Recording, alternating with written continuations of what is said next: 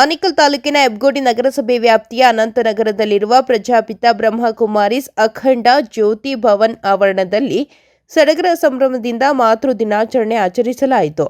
ಇನ್ನು ಮಹಿಳಾ ದಿನಾಚರಣೆ ಅಂಗವಾಗಿ ಸಿಹಿ ವಿತರಣೆ, ಗಣ್ಯರಿಗೆ ಸನ್ಮಾನ, ಸಾಮೂಹಿಕ ಧ್ಯಾನ, ವಿಶೇಷವಾಗಿ ಗಣ್ಯರು ತಾಯಂದಿರ ಬಗ್ಗೆ ಸಾರ್ವಜನಿಕರಿಗೆ ತಿಳಿ ಹೇಳಲಾಯಿತು. ಇನ್ನು ವಿಶೇಷವಾಗಿ ತಾಯಿಯ ಪ್ರೀತಿ, ಶಕ್ತಿ, ತ್ಯಾಗ ಹಾಗೂ ಸಮಾಜಕ್ಕೆ ತಾಯಂದಿರ ಕೊಡುಗೆಯನ್ನು ಸ್ಮರಿಸುವ ಉದ್ದೇಶದಿಂದ ಪ್ರಜಾಪಿತ ಬ್ರಹ್ಮಕುಮಾರೀಸ್ ಅಖಂಡ ಜ್ಯೋತಿ ಭವನ್ ಆವರಣದಲ್ಲಿ ಮಾತೃ ದಿನಾಚರಣೆಯನ್ನು ಆಚರಿಸಲಾಯಿತು.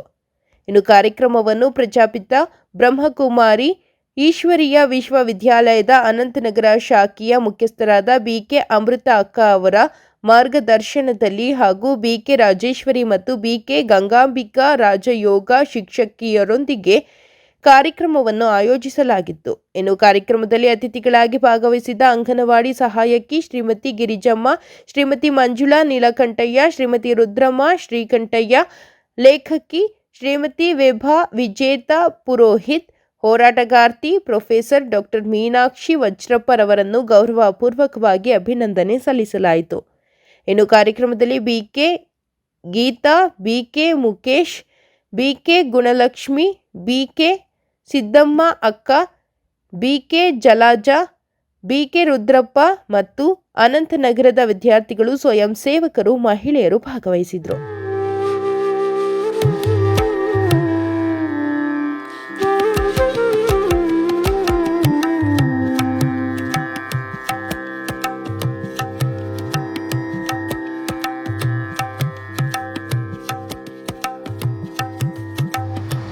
ಬಾರಿ ಓಂ ಶಾಂತಿ ಮಂತ್ರವನ್ನು ಉಚ್ಚಾರಣೆ ಮಾಡೋಣ.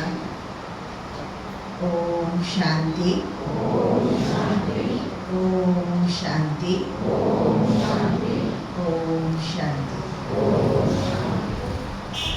ಪರಮಪಿತ, ಪರಮ ಶಿಕ್ಷಕ, ಪರಮ ಸದ್ಗುರು, ಜೊತೆಯಲ್ಲಿ ಮಾತ್ಪಿತ, ಸರ್ವ ಸಂಬಂಧಿಯಾಗಿರುವಂತಹ ಪರಂಜ್ಯೋತಿ ಸ್ವರೂಪ ಪರಮಾತ್ಮ ಶಿವನಿಗೆ ನಾನು ಈ ಸಭೆಗೆ ಮನದುಂಬಿ ಸ್ವಾಗತ ಮಾಡ್ತೇನೆ. ಈ ವೇದಿಕೆ ಮೇಲಿರುವಂತಹ ಸ್ಥಳೀಯ ಸೇವಾ ಕೇಂದ್ರದ ಮುಖ್ಯ ಸಂಚಾಲಕಿಯಾದಂತಹ ಬ್ರಹ್ಮಕುಮಾರಿ ರಾಜ್ಯಗಿರಿ ಸೋದರಿ ಅಮೃತಪ್ಪನವರು ಹಾಗೂ ಸೌದತ್ತಿ ಸೇವಾ ಕೇಂದ್ರದಿಂದ ಆಗಮಿಸಿರುವಂತಹ ರಾಜ್ಯಗಿರಿ ಬ್ರಹ್ಮಕುಮಾರಿ ರಾಜೇಶ್ವರಿ ಅಕ್ಕನವರು, ಸಭೆಯಲ್ಲಿ ಕುಳಿತಂತಹ ಎಲ್ಲ ಅಣ್ಣಂದಿರಿಗೆ, ಅಕ್ಕಂದಿರಿಗೆ ಹೃತ್ಪೂರ್ವಕವಾದಂತಹ ವಂದನೆಗಳನ್ನು ಸಲ್ಲಿಸ್ತಾ, ಇವತ್ತು ಯಾವ ದಿನದಲ್ಲಿ ನಾವು ಕುಳಿತಿದ್ದೇವೆ, ಆಚರಣೆ ಮಾಡ್ತಾ ಇದ್ದೇವೆ, ಇದೆಲ್ಲವೂ ಸಹ ತಮಗೀಗ ಗಮನಕ್ಕೆ ಇದೆ. ಯಾವ ದಿನ ಇವತ್ತು? ವಿಶ್ವ ತಾಯಂದಿರ ದಿನ. ವಿಶ್ವ ತಾಯಂದಿರ ದಿನ ಕೇಳ್ತಾ ಇದ್ದಾಗೆ ನಮ್ಮೆಲ್ಲರ ಮನದಲ್ಲಿ ಏನ್ ನೆನಪು ಬರ್ತದೆ? ನಾನು ಭಾಷಣ ಮಾಡ್ತಾ ಇಲ್ಲ, ನಿಮ್ಮ ಜೊತೆಗೆ ಸಂವಾದ ಮಾಡ್ತೀನಿ. ಗೊತ್ತಾಯ್ತಲ್ಲ? ವಿಶ್ವ ತಾಯಂದಿರ ದಿನ ಅಂತ ನಾವು ಶಬ್ದ ಕೇಳಿದಾಗ ನಮ್ಮೆಲ್ಲರ ಮನದಾಳದಲ್ಲಿ ಏನ್ ನೆನಪು ಬರ್ತದೆ? ನಮಗೆ ಜನ್ಮ ಕೊಟ್ಟು ಲಾಲನೆ ಪಾಲನೆ ಮಾಡಿ ಪೋಷಣೆ ಮಾಡಿ ಬೆಳೆಸಿದಂತಹ ತಾಯಿಯ ನೆನಪು ನಮಗೆ ಬರ್ತದೆ. ಎಲ್ಲರಿಗೂ ಬಂದ ಬರಲೇಬೇಕು. ಮರಿಲಿಕ್ಕೆ ಸಾಧ್ಯ ಇಲ್ಲದ ಜೀವಿ ಅಂದ್ರೆ ಅದೇ ಯಾರು? ತಾಯಿ. ಒಂದು ಮಗು ಜನ್ಮ ಪಡಿತಿದ್ದಂಗೆ ಮೊದಲು ಕರೆಯುವ ಶಬ್ದ ಯಾವುದು? ಅಮ್ಮ.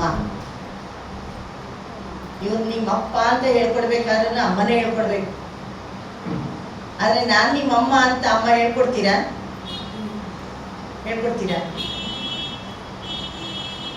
ಇದೊಳ್ಳೆ ಪ್ರಶ್ನೆ ಆಯ್ತಲ್ಲ ಅಪ್ಪವ್ರು ಕೇಳ್ತಿರೋದು ಅಂತ.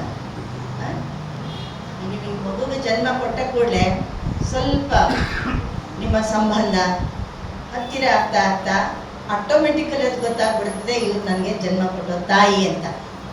ಆ ಸಂಬಂಧದ ಸೂಕ್ಷ್ಮ ಸೆಳೆತ ಆ ಮಗುವಿಗೆ ತಾನಾಗಿ ಬಂದ್ಬಿಡುತ್ತೆ. ಅದೇ ಅಪ್ಪನನ್ನ ಪರಿಚಯ ನೀವು ಮಾಡ್ಕೊಡ್ಬೇಕಾಗ್ತದೆ, ಹೌದಲ್ವಾ? ಮೊದಲು ತಾಯಿ ಹತ್ರ ಮಾತ್ರ ಹೋಗ್ತದೆ ಮಗು.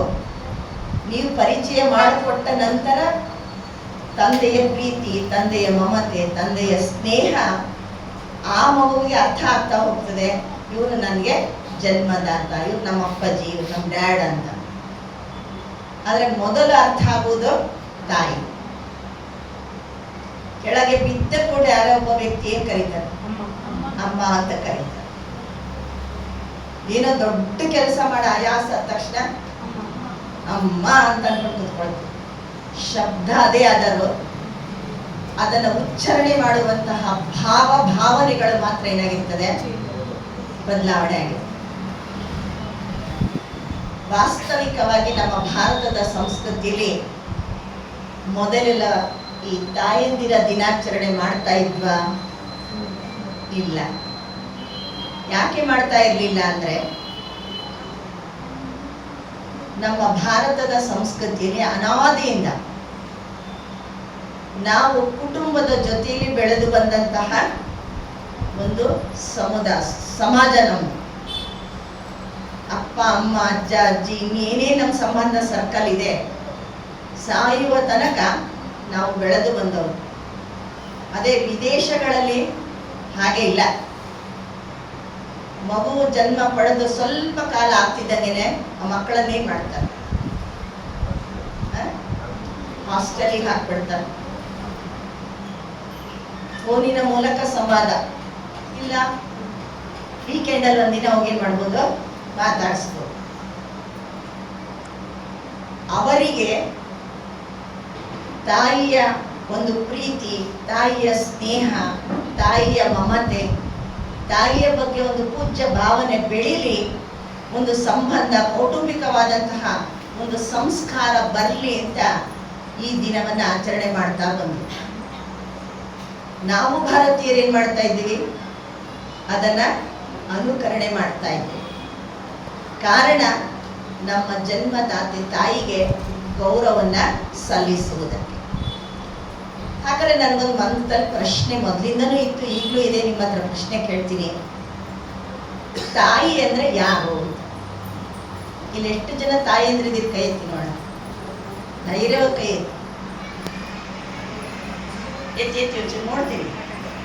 ಇರೋರೆಲ್ಲ ಕೈ ಎತ್ತದೇ ಇರೋರು ತಾಯಿ ಅಲ್ಲ ಅಂತ ಅಲ್ಲ. ತಾಯಿ ಆಗ್ಲಿಲ್ಲ. ತಾಯಿ ಅಂದ್ರೆ ಆ ಒಂದು ಸಂಬಂಧ ಏನಿದೆ, ಜೀವನದ ಚಕ್ರದಲ್ಲಿ ಬರುವಂತಹ ನಮ್ಮ ಪಾರ್ಟ್ ಏನಿದೆ, ಜವಾಬ್ದಾರಿ ಏನಿದೆ, ಆ ಗುಣಗಳು ಮೈಗೂಡಿದ ಎಲ್ಲ ವ್ಯಕ್ತಿಯೂ ಸಹ ತಾಯಿನೇ. ಜನ್ಮ ಕೊಟ್ಟ ತಕ್ಷಣ ತಾಯಿ ಒಂದ್ ವೇಳೆ ಮರಣ ಹೊಂದಿದ್ರೆ ಆ ಮಗುವಿನ ಪೋಷಣೆಯನ್ನ ತಂದೆನೇ ಮಾಡ್ತಾರೆ. ಆಗ ಅವರು ಸಹ ಏನ ಪಾಲನೆ ಮಾಡ್ತಾರೆ, ಒಬ್ಬ ತಾಯಿಯಾಗಿಯೇ ಪಾಲನೆ ಪೋಷಣೆನ ಮಾಡ್ತಾರೆ. ಹಾಗಂತ ಅಮ್ಮ ಅಂತ ಅದು ಕರೆಯಲ್ಲ, ಆದ್ರೆ ಅಮ್ಮನ ಪ್ರೀತಿಯನ್ನ ಅದರಲ್ಲಿ ಗುರುತಿಸ್ತಾ ಇರ್ತದೆ. ನಾವು ಒಂದು ಚರಿತ್ರೆಯನ್ನ ನೋಡಿದ್ರೆ, ಒಂದು ಇತಿಹಾಸವನ್ನ ನೋಡಿದ್ರೆ, ಮದರ್ ಥೆರೇಸಾ ಕೇಳಿದಿರಲ್ಲ? ಅವರಿಗೆ ಟೈಟಲ್ ಏನ್ ಬಂತು? ಥೆರೇಸಾನವರಿಗೆ ಟೈಟಲ್ ಮದರ್ ಅಂತ ಬಂತು. ಅವ್ರ ಅಪ್ಪ ಅಮ್ಮ ಮದರ್ ಥೆರೇಸಾ ಅಂತ ಹೆಸರಿಡಲಿಲ್ಲ. ಗಾಂಧೀಜಿಗೆ ಹೇಗೆ ಮಹಾತ್ಮ ಗಾಂಧೀಜಿ ಅಂತ ಟೈಟಲ್ ಬಂತು, ಜನ್ಮತಃ ಅವರಿಗೆ ಗಾಂಧೀಜಿ ಅಂತ ಅಷ್ಟೇ. ಕರಮಚಂದ ಗಾಂಧೀಜಿ, ಮೋಹನ್ ದಾಸ್ ಕರಮಚಂದ ಗಾಂಧೀಜಿ. ಅವರು ಮಾಡಿದ ಒಂದು ಮಹಾನ್ ಕರ್ತವ್ಯಗಳನ್ನ, ಅವರಲ್ಲಿದ್ದಂತಹ ಅಹಿಂಸೆ, ಸತ್ಯ ಮೌಲ್ಯಗಳನ್ನ ಗುರುತಿಸಿ ನಾವು ಸಮಾಜ ಅವರಿಗೆ ಹೇಳಿದ್ವಿ ಮಹಾತ್ಮ ಗಾಂಧೀಜಿ. ಹಾಗೆ ಥೆರೇಸಾರವರಿಗೂ ಸಹ ತಾಯಿಯಲ್ಲಿದ್ದಂತಹ ಶ್ರೇಷ್ಠ ಗುಣಗಳು, ಆ ಪ್ರೀತಿ, ಮಮತೆ, ನಿಸ್ವಾರ್ಥ ಭಾವನೆ, ನಿಷ್ಕಳಂಕವಾದ ಭಾವನೆ, ಜೊತೆಗೆ ಯಾರಿಂದಲೂ ಏನನ್ನು ಅಪೇಕ್ಷೆ ಮಾಡದೇ ಇರುವಂತಹ ಶ್ರೇಷ್ಠ ವ್ಯಕ್ತಿತ್ವ ಏನಿದೆಯಲ್ಲ ಅವರಿಗೆ ತಾಯಿಯ ಸ್ಥಾನವನ್ನು ಜಗತ್ತು ಕೊಡ್ತು. ನಮ್ಮ ಜನ್ಮದಾತ ತಾಯಿಗೆ ನಾನೊಬ್ಬಳೇ ಅಮ್ಮ ಅಂತ ಕರಿತೇನೆ. ಅಥವಾ 4 ಜನ ಮಕ್ಕಳಿದ್ರೆ 4 ಜನ ಮಕ್ಕಳೇನು ಕರೀತಾರೆ? ಅಮ್ಮ ಅಂತ ಕರೀತಾರೆ. ಆದರೆ ಥೆರೇಸರವರಿಗೆ ಇಡೀ ಜಗತ್ತು ಏನು ಕರೀತು? ಅಮ್ಮ, ಮದರ್ ಅಂತ ಕರೀತು. ನಾವು ಆ ರೀತಿ ಮದರ್ ಆಗ್ಲಿಕ್ಕೆ ಆಗತ್ತಾ? ಆಗತ್ತೆ ಅನ್ನೋರು ಎಷ್ಟು ಜನ ಕೈ ಎತ್ತಿ? ಒಂದು ಚಪ್ಪಾಳೆನಾರ ತಟ್ಟಿ ಎಲ್ಲರೂ. ಆ ಒಂದು ನಶೆ, ಆ ಒಂದು ಖುಷಿ, ಆ ಒಂದು ಉತ್ಸಾಹ ನಮ್ಮಲ್ಲಿದೆಯಲ್ಲ, ಎಲ್ಲರಿಗೂ ಆಗ್ಲಿಕ್ಕಾಗತ್ತೆ. ಎಲ್ಲರೂ ಏನಾಗ್ಬೋದು? Mother Teresa. ಅದಕ್ಕೆ ಬೇಕಾಗಿರುವಂತಹ ಶ್ರೇಷ್ಠವಾದಂತಹ ಒಂದು ಗುಣ ಮತಭೇದದ ಭಾವನೆಯಿಂದ ಮುಕ್ತ ಆಗುವಂಥದ್ದು, ಈರ್ಷ್ಯಾ ಭಾವನೆಯಿಂದ ಮುಕ್ತ ಆಗುವಂಥದ್ದು, ದ್ವೇಷದ ಭಾವನೆಯಿಂದ ಮುಕ್ತ ಆಗುವಂಥದ್ದು, ಹೊಟ್ಟೆ ಕಿಚ್ಚಿನ ಭಾವನೆಯಿಂದ ಮುಕ್ತ ಆಗುವಂಥದ್ದು. ಲೆಕ್ಕ ಮಾಡ್ತಾ ಹೋದ್ರೆ ಬಹಳ ಇದೆ. ಇದರಿಂದ ಮುಕ್ತ ಆದ್ರೆ ನಾವು ಸಹಜವಾಗಿ ಏನಾಗ್ತೇವೆ? ಒಂದು ಜಗತ್ತಿಗೆ ತಾಯಿ, ಜಗನ್ಮಾತೆ ಆಗ್ತೇವೆ. ಹೌದಾ? ಪಾರ್ವತಿ ದೇವಿಗೆ ಎಷ್ಟು ಜನ ಮಕ್ಕಳು? ಎಷ್ಟು ಜನ ಮಕ್ಕಳು ಪಾರ್ವತಿ ದೇವಿಗೆ? ಷಣ್ಮುಖ ಗಣಪತಿ ಇಬ್ರೇ. ಗ್ಯಾರಂಟಿನ? ಗ್ಯಾರಂಟಿ. ನಾವೆಲ್ಲ ಪಾರ್ವತಿ ಗುಡಿಗೆ ಹೋದಾಗ ಅಮ್ಮ ಅಂತ ಕೈ ಮುಗಿತೀವಲ್ಲ, ನಾವೆಲ್ಲ ಏನಂತ? ನಾವು ಆಕೆಗೆ ಸಂತಾನ, ನಾವು ಆಕೆಗೆ ಮಕ್ಕಳಲ್ವಾ? ಹಾಗಂದ್ರೆ ನಮ್ಗೆ ಭೇದ ಭಾವ ಮಾಡೋದಕ್ಕೆ ಏನ್ ಕೊಡ್ತಾಳೆ? ನಮ್ಗೆ ಶಕ್ತಿ ಕೊಡ್ತಾಳೆ, ಸಹನೆ ಕೊಡ್ತಾಳೆ, ಶಾಂತಿ ಕೊಡ್ತಾಳೆ. ಅದೇ ನಮ್ಮನ್ನ ನಾವೊಂದು ಅವಲೋಕನ ಮಾಡ್ಕೊಂಡ್ರೆ, ನಮ್ಮನ್ನ ನಾವೊಂದು ನಮ್ಮ ದಿನಚರ್ಯವನ್ನ ಚೆಕ್ ಮಾಡ್ಕೊಳ್ಳಿ. ವಿಶ್ವ ತಾಯಂದಿರ ದಿನ ಅಂದ್ರೆ ಒಂದು ಭಾಷಣ ಕೇಳಿ ಹೋಗ್ಬಿಟ್ವಿ, ಒಂದು ಕಾರ್ಯಕ್ರಮದಲ್ಲಿ ಪಾಲ್ಗೊಂಡ್ವಿ ಅಲ್ಲ. ಅದರ ಜೊತೆಗೆ ನಾನು ಆ ಒಂದು ಸ್ಥಿತಿಗೆ ನನ್ನನ್ನ ಯೋಗ್ಯ ಮಾಡ್ಕೊಂಡಿದ್ದೀನ. ಉದಾಹರಣೆ ಕೊಡ್ತೀನಿ, ನಮ್ಮನ್ನ ನಾವು ಚೆಕ್ ಮಾಡ್ಕೊಳ್ಳಿಕ್ಕೆ ಮಾಡ್ಕೋಬೋದಾನೆ. ಒಂದು ಮನೆಯಲ್ಲಿ ಇಬ್ಬರಿದ್ದಾರೆ ಸೊಸೆದೇರು. ಎಷ್ಟು ಜನ? ಇಬ್ರು ಸೊಸೆದೇರಿದ್ದಾರೆ. ಒಬ್ರು ಅತ್ತೆ, ಇನ್ನಿಬ್ರು ಸೊಸೆದೇರಿದ್ದಾರೆ. ಒಬ್ರು ಹಿರಿ ಸೊಸೆ, ಒಬ್ರು ಕಿರಿ ಸೊಸೆ. ಹಿರಿಯ ಸೊಸೆ ಕಾರಣಾಂತರದಿಂದ ಒಂದು 4 ದಿನ ಊರಿಗೆ ಹೋಗಿ, ಅವ್ರ ಮನೆಗೆ ಹೋಗಿರ್ಬೋದು, ಫ್ರೆಂಡ್ ಮನೆಗೆ ಹೋಗಿರ್ಬೋದು, ಸಮಥಿಂಗ್ ಹೋಗಿದ್ದಾರೆ. ಮನೆಯಲ್ಲಿ ಯಾರಿದ್ದಾರೆ? ಯಾರಿದ್ದಾರೆ? ಕಿರಿಯ ಸೊಸೆ ಇದ್ದಾರೆ. ಆ ಕಿರಿಯ ಸೊಸೆ ಅವ್ರಿಗೂ 2 ಮಕ್ಕಳು, ಇವ್ರಿಗೂ 2 ಮಕ್ಕಳು. ಒಟ್ಟಾರೆ ಮನೇಲಿ ಎಷ್ಟು ಜನ ಇದ್ದಾರೆ ಮಕ್ಕಳು? 4 ಜನ ಮಕ್ಕಳಿದ್ದಾರೆ. ಊಟಕ್ಕೆ ಬಡಿಸುವಾಗ ಸ್ವಲ್ಪ ವ್ಯತ್ಯಾಸ ಆಗ್ತದೋ ಅಥವಾ ಸಮಾನವಾಗಿ ಇರ್ತೀವ ನಮ್ಮ ಮನಸ್ಸಿನ ಸ್ಥಿತಿ? ಸತ್ಯವಾಗಿ ಹೇಳ್ಬೇಕೀಗ, ವ್ಯತ್ಯಾಸ ಆಗತ್ತಲ್ಲ. ನನ್ನ ಮಕ್ಕಳಿಗೆ ಊಟ ಬಡಿಸ್ಬೇಕಾದ್ರೆ ತುಪ್ಪ ಹಾಕಿದ್ರೆ ತುಂಬಿ ನಿಧಾನಕ್ಕೆ ಹಾಕ್ತೀವಿ. ಅದೇ ನನ್ನ ನಾತಿ ಮಕ್ಕಳಿಗೆ ತುಪ್ಪ ಬಡಿಸ್ಬೇಕು ಸ್ವಲ್ಪ ಹಿಂಗಂದ್ರೆ ಅಂದ್ರೆ ಏನಾಯ್ತದು? ಸ್ವಲ್ಪ ಯಾವಾಗ ಇಲ್ಲಿ ವ್ಯತ್ಯಾಸ ಆಯ್ತು, ನಮ್ಮ ಆಲೋಚನೆಯಲ್ಲಿ ಸಂಬಂಧದಲ್ಲಿ ವ್ಯತ್ಯಾಸ ಆಯ್ತು, ಇಲ್ಲಿ ನಮಗೆ ಭೇದ ಭಾವ ಬಂತು, ಇಲ್ಲಿ ನನಗೆ ನನ್ನದು ಎನ್ನುವಂತಹ ಸೆಳೆತ ಬಂತು. ನಮ್ಮವರು ಅಂತ ಬರಲಿಲ್ಲ, ಏನ್ ಬಂತು? ನನ್ನವರು. ನನ್ನವರು ಅಂತ ಬಂದಾಗ ಕೃತಿಯಲ್ಲಿ ವ್ಯತ್ಯಾಸ ಆಯ್ತು. ವ್ಯತ್ಯಾಸ ಆಯ್ತಲ್ಲ? ಇದು ನನಗೆ ನನ್ನ ಮನೆಯಲ್ಲೇ ಒಂದೇ ಕುಟುಂಬದಲ್ಲಿದ್ದು ಅವ್ರು ಬೇರೆ ಯಾರು ಅಲ್ಲ. ಅವರು ನನ್ನ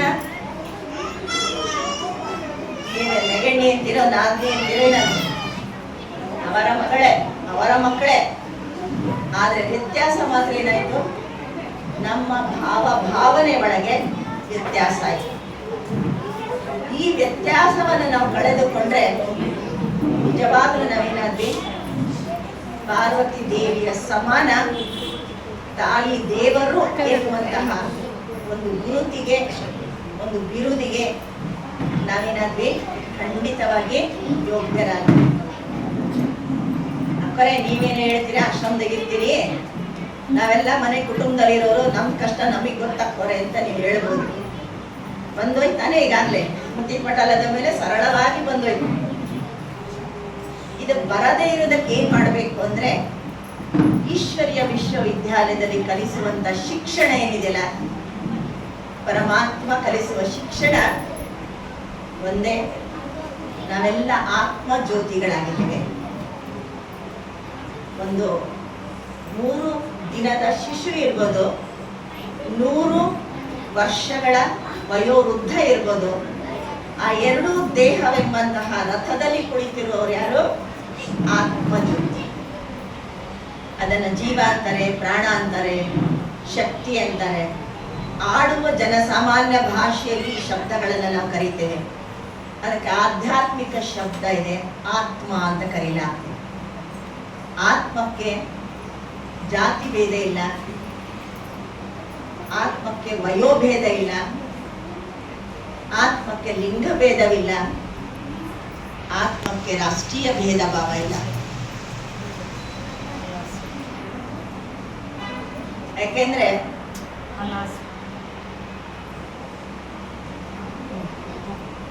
ಪ್ರತಿಯೊಬ್ಬ ದೇಹದಲ್ಲಿ ನಾನೊಂದು ಆತ್ಮ ಜ್ಯೋತಿ ನಮ್ಮದೇ ಆದಂತಹ ಗುಣ ಸ್ವಭಾವಗಳನ್ನ ವೈಯಕ್ತಿಕವಾಗಿ ಸ್ವತಂತ್ರವಾಗಿ ಧರಿಸಿದಂತಹ ಚೈತನ್ಯ ಜ್ಯೋತಿ ಬಿಂದುಗಳಾಗಿದೆ.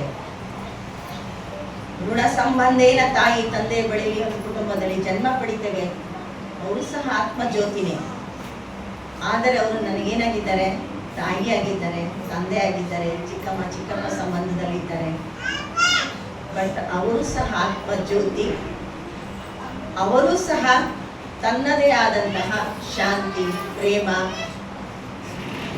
ದಯೆ, ಕರುಣೆ, ಕ್ಷಮೆ ಇತ್ಯಾದಿ ಶ್ರೇಷ್ಠ ಗುಣಗಳಿಂದ ಸಂಪನ್ಭರಿತಾದಂತಹ ಜ್ಯೋತಿ ಎನ್ನುವ ಅರಿವನ್ನ ಪರಮಾತ್ಮ ನಮಗೆ ಕೊಡ್ತಾರೆ. ಈ ಅರಿವು ನಮ್ಮ ಜೀವನದಲ್ಲಿ ಈ ಭೇದ ಭಾವಗಳ ಸಂಸ್ಕಾರ ಇದೆಯಲ್ಲ, ಅದು ಅಳಿದು ಹೋಗ್ತಾ ಹೋಗ್ತದೆ. ಅದಕ್ಕೆ ಅನೇಕ ಕಥೆಗಳನ್ನು ನಾವು ಕೇಳಿದ್ದೇವೆ. ಅದರಲ್ಲಿ ಒಂದು ಕತೆ ನಿಮಗೆ ನೆನಪು ಮಾಡ್ತೀನಿ. ಬಹಳ ಜನ ಎಲ್ಲರಿಗೂ ಕತೆ ಗೊತ್ತು, ಹಳೆಯ ಕತೆ, ಹೊಸ ಕತೆ ಅಲ್ಲ. ಒಬ್ಬ ಕೈದಿಗೆ ಗಲ್ಲು ಶಿಕ್ಷೆ ಆಗ್ತದೆ. ಲಾಸ್ಟ್ ಆಸೆನ ಕೇಳ್ತಾನೆ, ಕಡೆಯ ಆಸೆ ಏನು ಅಂತ. ಮಕ್ಕಳೆಲ್ಲ ಶಾಂತ ಕೂತ್ಕೊಳ್ತೀರಾ?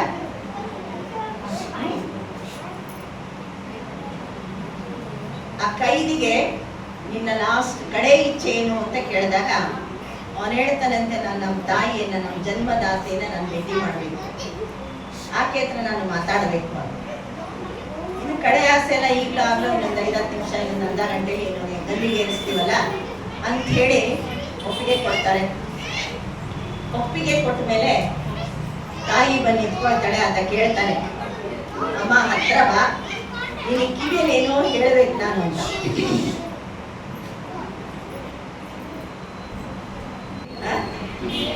ನಿನ್ ಕಿವಿಯಲ್ಲಿ ಏನೋ ಹೇಳ್ಬೇಕಮ್ಮ, ಹತ್ರ ಬಾ ಅಂತ ಕರೆದ. ಕಿವಿಯಲ್ಲಿ ಏನೋ ಹೇಳಲಿಕ್ಕೆ ಹೋದ್ರೆ ಆಕೆ ಕೇಳಬೇಕು ಅಂತ ಹಿಂಗ ಅಂತಾಳ, ಕಿವಿ ಕಚ್ಬಿಡ್ತಾನಂತೆ. ಯಾರು? ಮಗ.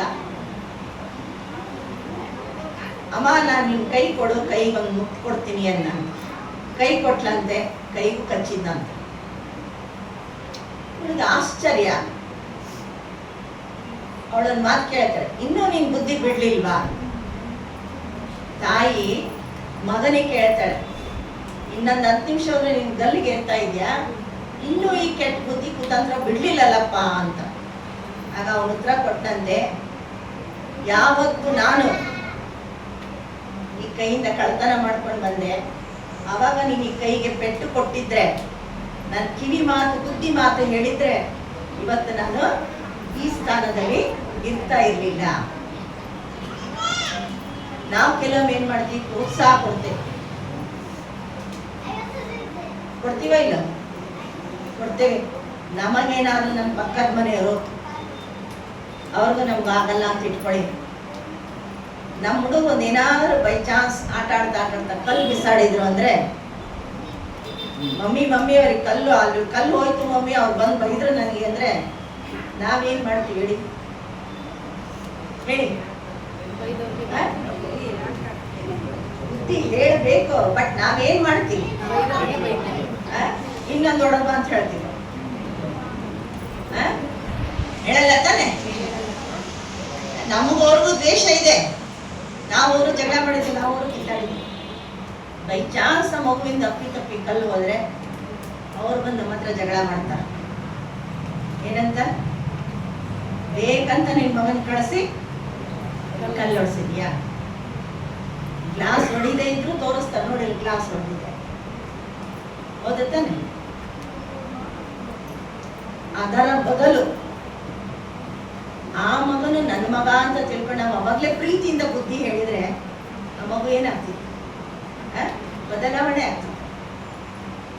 ಯಾಕೆ ಮಕ್ಕಳಿಗೆ ಒಂದು ಜಿಜ್ಞಾಸೆ ಭಾವನೆ ಬಹಳ ಇರ್ತದೆ, ಕುತೂಹಲ, ಏನ್ ನೋಡಿದ್ರು ಕಲಿಬೇಕು, ಏನ್ ನೋಡಿದ್ರು ಮಾಡಬೇಕು, ಅರಿತುಕೊಳ್ಬೇಕು, ಇನ್ನೊಂದು ಜಿಜ್ಞಾಸ ಭಾವನೆ ಇರ್ತದೆ. ನಾವು ಅದಕ್ಕೆ ಸರಿ ದಾರಿಯನ್ನು ತಂದಾಗ ಆ ಮಗು ಏನಾಗ್ತದೆ? ಸರಿ ದಾರಿಯಲ್ಲಿ ನಡೆಯುತ್ತೆ.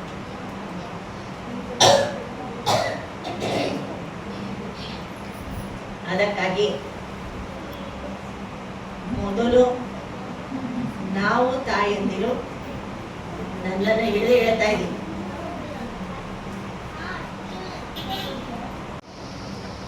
ನಾವು ತಾಯಂದಿರು, ಯಾಕೆಂದ್ರೆ ತಾಯಿಯಲ್ಲಿ ತಾಳ್ಮೆ ಬಹಳ ಇದೆ. ಬೇಕಾದ ಬರಲಿ ಆ ತಾಯಿ ಏನ್ ಮಾಡ್ತಾಳೆ? ತಾಳ್ಮೆಯಿಂದ ಇರ್ತಾಳೆ, ಸಹನೆಯಿಂದ ಇರ್ತಾಳೆ. ತನ್ನದೇ ತಾನೇ ಜನ್ಮ ಕೊಟ್ಟಂತಹ ಮಕ್ಕಳ ಬಗ್ಗೆ ಭೇದ ಭಾವ ಎಂದೂ ಮಾಡೋದಿಲ್ಲ. ಮಾಡ್ತಾರೆ?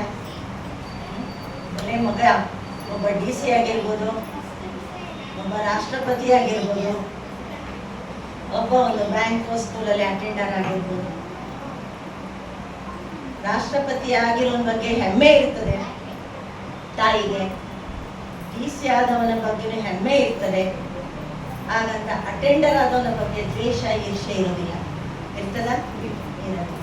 ಎಲ್ಲ ಹೋದಪ್ಪ ಅವ್ರಿಬ್ರು ಚೆನ್ನಾಗಾದ್ರು, ನೀನೊಬ್ಬ ಏನಾಗುತ್ತೆ ಹಿಂಗಾಗ. ಅಲ್ಲಿ ಕಳಕಳಿ ಇರ್ತದೆ, ಪ್ರೀತಿನೂ ಇರ್ತದೆ, ಕಲೀಲಿಲ್ವಲ್ಲ ಅಂತ ಒಂದು ಸಂಕಟನೂ ಇರ್ತದೆ. ಹಾಗಂತ ಭೇದ ಭಾವ ಮಾಡೋದಿಲ್ಲ. ಮಾಡದೇ ಇದ್ರೆ ನಿಜವಾಗ್ಲೂ ಅವರು ತಾಯಿ. ಮಾಡಿದ್ದೇವೆ ಅಂದ್ರೆ first grade, second grade, third grade ತಾಯಿ ಇದಾರ? ಇಲ್ಲ. ತಾಯಿಯಲ್ಲಿ ಒಳ್ಳೆ ಸ್ಥಾನ, ಪರ್ಸೆಂಟೇಜ್ ಇಲ್ಲ ತಾಯಿ ಎನ್ನುವ ಸ್ಥಾನಕ್ಕೆ. ತಾಯಿ ಎನ್ನುವ ಸ್ಥಾನಕ್ಕೆ ತಾಯಿಯ ಗುಣ ಸ್ವಭಾವಗಳಲ್ಲಿ ಪರ್ಸೆಂಟೇಜ್ ನಾವು ಗುರುತಿಸ್ಲಿಕ್ಕೆ ಇಷ್ಟಪಡೋದಿಲ್ಲ. ಹಾಗಂದ್ಮೇಲೆ ನಾನು ಆ ಒಂದು ಶ್ರೇಷ್ಠ ಗುಣಗಳನ್ನ ಧರಿಸ್ಕೊಂಡಿದ್ದೇನಾ ಅಂತ ನಾವೇ ಪರಿಶೀಲನೆ ಮಾಡಿಕೊಂಡ್ರೆ ವಿಶ್ವ ವಂದಿಸುವಂತಹ ವಿಶ್ವ ತಾಯಂದಿರ ದಿನದಲ್ಲಿ ನನಗೂ ಆ ಒಂದು ಜಗತ್ತು ಕೊಡುವಂತ ಗೌರವಕ್ಕೆ ನಾನೇನಾಗ್ತೇನೆ? ಪಾತ್ರಳಾಗ್ತೇನೆ. ಅಂತಹ ಶ್ರೇಷ್ಠ ಗುಣಗಳನ್ನು ನಾನು ಅರ್ಥ ಮಾಡ್ಕೊಳ್ಬೇಕು, ನನ್ನ ಜೀವನದಲ್ಲಿ ತಂದ್ಕೊಳ್ಬೇಕು ಅಂದ್ರೆ ಏನ್ ಮಾಡ್ಬೇಕು? ಅದಕ್ಕೆ ಮೊದಲು ನಾನು ವಿದ್ಯಾರ್ಥಿನಿ ಆಗ್ಬೇಕು. ಹೌದಾ? ನಾನ್ ಮೊದಲೇನಾಗ್ಬೇಕು? ತಾಯಿ ಅನ್ಕೊಂಡವಳು ಸ್ಟೂಡೆಂಟ್. ಏನ್ ಬಿಡ್ರಿ, ಇನ್ನೇನ್ ಕಲೆ, ನಮ್ದೆಲ್ಲ ಮುಗಿದೋಯ್ತು. ಏನ್ ಮುಗೀತು? ಏನೂ ಮುಗುದಿಲ್ಲ. ಯಾಕೆಂದ್ರೆ ಮಕ್ಕಳ ಎದುರಿನಲ್ಲಿ ಮಕ್ಕಳು ನಮ್ಮನ್ನು ಫಾಲೋ ಮಾಡ್ತಾ ಇರ್ತಾರೆ, ನನ್ನನ್ನು ಅನುಕರಣೆ ಮಾಡ್ತಾ ಇರ್ತಾರೆ. ಅಂದಾಗ ನಾನು ಹೇಗಿರ್ಬೇಕು ಜೀವನದಲ್ಲಿ? ವಿದ್ಯಾರ್ಥಿನಿಯಾಗೇ ಇರ್ಬೇಕು. ಕಲಿಯುವಂತಹ ಶ್ರೇಷ್ಠ ಗುಣ ಸ್ವಭಾವ, ಕಲಿಯುವಂತಹ ಛಾತಿ ನಮ್ಮಲ್ಲಿ ಇದ್ದಾಗ ನಾನು ನಿಜವಾಗ್ಲೂ ಏನಾಗ್ತೀನಿ? ವಿಶ್ವವಂದ್ಯ ತಾಯಿಯ ಸ್ಥಾನಕ್ಕೆ ನನ್ನನ್ನು ವಿಶ್ವ ನಿಲ್ಲಿಸ್ತದೆ. ಅದರ ಜೊತೆಗೆ ಮೊದಲೆಲ್ಲ ಮಕ್ಕಳನ್ನ ತಾಯಂದ್ರು ಎಷ್ಟು ಪ್ರೀತಿಯಿಂದ ಮನೆಯಲ್ಲಿ ನಾವು ಬೆಳೆಸ್ತಾ ಇದ್ವಿ. ಆದ್ರೆ ಅಕ್ಕೋರು ಒಂದು ಟಾಪಿಕ್ ಹೇಳಿದ್ರು, ನೆನಪಿದ್ಯಾ? ನನಗೆ ಭಾಷಣ ಮಾಡಕ್ ಶುರು ಮಾಡೋ ಮುಂಚೆ ಒಂದು ಟಾಪಿಕ್ ಹೇಳ್ಬಿಟ್ರು. ಬಹುಶಃ ತಮ್ಗೆ ಯಾರಿಗೂ ನೆನಪಿಲ್ಲ ಅನ್ನಿಸ್ತದೆ. ಆಧುನಿಕ ಸಮಾಜದಲ್ಲಿ ಬದಲಾಗುತ್ತಿರುವ ತಾಯಿಯ ಭೂಮಿಕೆ ಅಂತ. ಯಾಕಂದ್ರೆ ನಾವು ಬಹಳ ಮಾಡರ್ನ್ ಜಗತ್ನಲ್ಲಿದೆ, ಆಧುನಿಕ ಜಗತ್ನಲ್ಲಿದೆ. ಮೊದಲೆಲ್ಲ ತಾಯಿಯಂದ್ರು ಮಕ್ಕಳನ್ನ ಎಷ್ಟೇ ಕಷ್ಟ ಆಗಲಿ ಸಂಭಾಳನೆ ಮಾಡ್ತಾ ಇದ್ರು.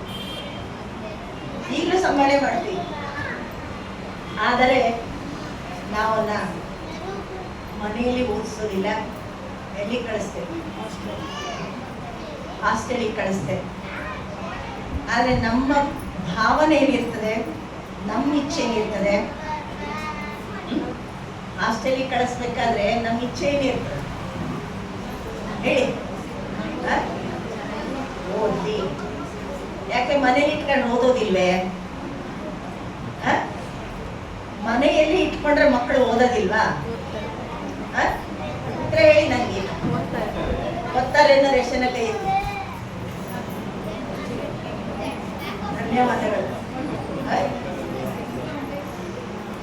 ಖಂಡಿತ ಓದ್ತಾರೆ. ನೀವೆಲ್ಲ ಮನೇಲಿದ್ದೇ ಓದಿದ್ದಾನೆ, ಹಾಸ್ಟೆಲ್ನಲ್ಲಿ ಯಾರಿಗೂ ಓದಿಲ್ಲ. ಅಂದ್ರೆ ಇದು ಯಾಕೆ ಬಂತು ಅಂದ್ರೆ,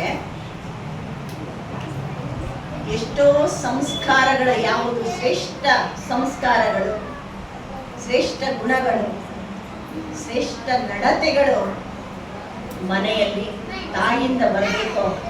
ಆದ್ರಿಂದ ಮಕ್ಕಳು ವಂಚಿತರಾಗೋದಕ್ಕೆ ಮೂಲ ಕಾರಣ ನಮ್ಮಿಂದ ಅವರನ್ನ ಬೇರ್ಪಡಿಸ್ತೇವೆ. ನಮ್ಮ ಭಾವನೆ ಇದೆ, ಮಕ್ಕಳು ಓದಬೇಕು, ಚೆನ್ನಾಗಾಗಬೇಕು. ಇಲ್ಲಿದ್ರೆ ಬರೀ ಟಿವಿ ನೋಡ್ತಾನೆ, ಇಲ್ಲಿದ್ರೆ ಮನೇಲಿ ಮೊಬೈಲ್ ನೋಡ್ತಾನೆ. ಅದಕ್ಕೆ ಏನ್ ಮಾಡಿದ್ದೀನಿ ನಾನು? ಹಾಸ್ಟೆಲಲ್ಲಿ ಹಾಕಿದ್ದೀನಿ. ನಿಜವಾಗ್ಲೂ ಹೇಳ, ಯಾರು ತಪ್ಪು ತಿಳ್ಕೊಳ್ಳಲ್ಲ? ತಿಳ್ಕೊಳ್ಳಲ್ಲ? ನಾನು ದಿನ ಮೊಬೈಲ್ ನೋಡ್ಲಿಕ್ಕೆ, ನಾನು ದಿನ 24 ತಾಸು ಬರೋ ಎಲ್ಲಾ ಧಾರಾವಾಹಿಗಳನ್ನು ಮಿಸ್ ಮಾಡದೆ ನೋಡ್ಲಿಕ್ಕೆ ಲೈಸೆನ್ಸ್ ತಗೊಂಡಂಗಷ್ಟೇ. ಹೌದಾ ತಾನೆ? ಈಗ ಅವರಿದ್ರೆ ನಾನ್ ನೋಡಕ್ಕಾಗಲ್ಲ. ನಾನು ಅದನ್ನ ಹಚ್ಕೊಂಡು ಎದ್ದೋ ಓದು ಅಂದ್ರೆ ಓದಲ್ಲ, ಖಂಡಿತ ಓದಲ್ಲ. ಏನೋ ನಮ್ಮ ಬೆದರಿಕೆಗೆ ಹೆದರಿಕೆಗೆ ಒಳಗೋಗಿ ಕುತ್ಕೋಬಹುದು, ಈಗ ನೋಡ್ತಾನೆ ಇರ್ತಾವ. ಅಟೆನ್ಷನ್ ಕೂಡ ಎಲ್ಲಿರ್ತದ ಮಕ್ಕಳಿಗೆ? ನಮ್ಮ ಅಮ್ಮ ಏನ್ ಮಾಡ್ತಾ ಇದ್ದಾರೆ, ಏನ್ ನೋಡ್ತಾ ಇರ್ಬೋದು, ಅದೇ ಇರ್ತದೆ. ಇನ್ನೊಂದು ತಪ್ಪು ನಾವು ಮಾಡ್ತಾ ಇದ್ದೀವಿ, ಇದು ನೀವು ಒಪ್ಕೊಳ್ತಿರೋ ಬಿಡ್ತಿರೋ ಗೊತ್ತಿಲ್ಲ. ಸಣ್ಣ ಮಕ್ಕಳಿಗೆ ಮೊದಲೆಲ್ಲ ಊಟ ಮಾಡಿಸ್ತಾ ಇದ್ರೆ ದೇವರ ನಾಮ ಹಾಡಿ ಊಟ ಮಾಡಿಸ್ತಾ ಇದ್ರು.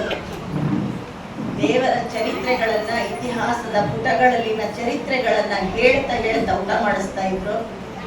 ಇವತ್ತು ನಾವು ಮೊಬೈಲ್ ಕೈ ಕೊಟ್ಟು ಊಟ ಮಾಡಿಸ್ತಾ ಇದ್ದೀವಿ. ಸರಿನಾ? ಇದನ್ನ ಯಾವಾಗ ಬಿಡೋಣ? ಜಗತ್ತವ್ರು ಬಿಡ್ತಾರೋ ಬೇಡ? ಈಗ ನಾವು ಬಿಡ್ತಿರೋದಾದ್ರೂ ಬಿಡ್ಬೋದಾ? ಏನ್ ಬಿಡ್ಬೋದು? ಮೊಬೈಲ್ ತೋರಿಸ್ತಾ ಊಟ ಮಾಡಿಸುವುದನ್ನ ಬಂದ್ ಮಾಡೋಣ. ಈ ತಾಯಿ ಎಂದಿರೋ ದಿನ ನಾವು ತಾಯಿಯರಿಗೆ ಪ್ರತಿಜ್ಞೆ ಮಾಡ್ಬೋದಾ? ಕಷ್ಟ. ಮಕ್ಕಳು ಕೇಳ್ತಾರೆ ಅಂತ ಅಂತಿದ್ದೀರೋ? ದೃಢತೆಯ ಮುಂದೆ ಯಾವುದು ದೊಡ್ಡದಲ್ಲ. ಯಾಕೆ? ಇದರಿಂದ ನನ್ನ ಕಲ್ಯಾಣನೂ ಹೌದು, ಆ ಮಗುವಿನ ಕಲ್ಯಾಣನೂ ಆಗುತ್ತೆ. ಬೇಕು. ಇವತ್ತು ಟೆಕ್ನಾಲಜಿ ಯುಗ, ಮೊಬೈಲ್ ಇದೆ ಏನೂ ನಡೆಯಲ್ಲ. ನಡೆಯುತ್ತೆ? ನಿಜವಾಗ್ಲೂ ಹೇಳ್ಬೇಕಂದ್ರೆ ಇದನ್ನ ಹೇಳೋ ಅವಶ್ಯಕತೆ ಇಲ್ಲ, ಆದ್ರೂ ಹೇಳ್ತೀನಿ. ನಾನು ಯಾವತ್ತೂ ಮೊಬೈಲ್ ಇಟ್ಕೋಬಾರ್ದು ಅಂತ ಅನ್ಕೊಂಡಿದ್ದವಳು.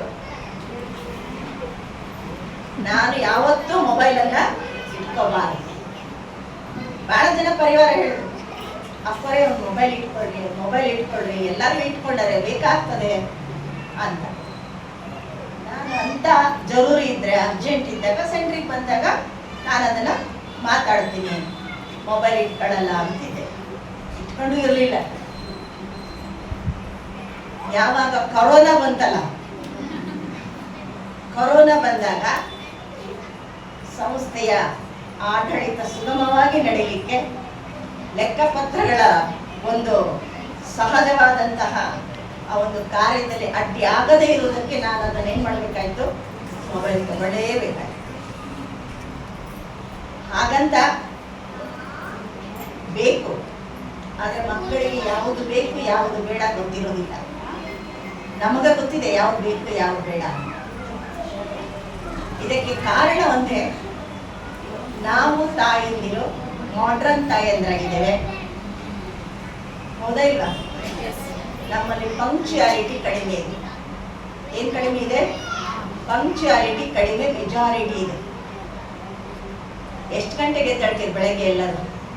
5 ಗಂಟೆ. ಅಣ್ಣಂದ್ರಿಗೆ ಕೇಳಲ್ಲ, ಅಕ್ಕಂದ್ರಿಗೆ ಕೇಳ್ತಾ ಇದ್ದೀನಿ. 5 ಗಂಟೆ. 5 ಗಂಟೆಗೆ ಎದ್ದೇಳೋದು ನೋಡಕ್ಕ ಹೇಳಿ.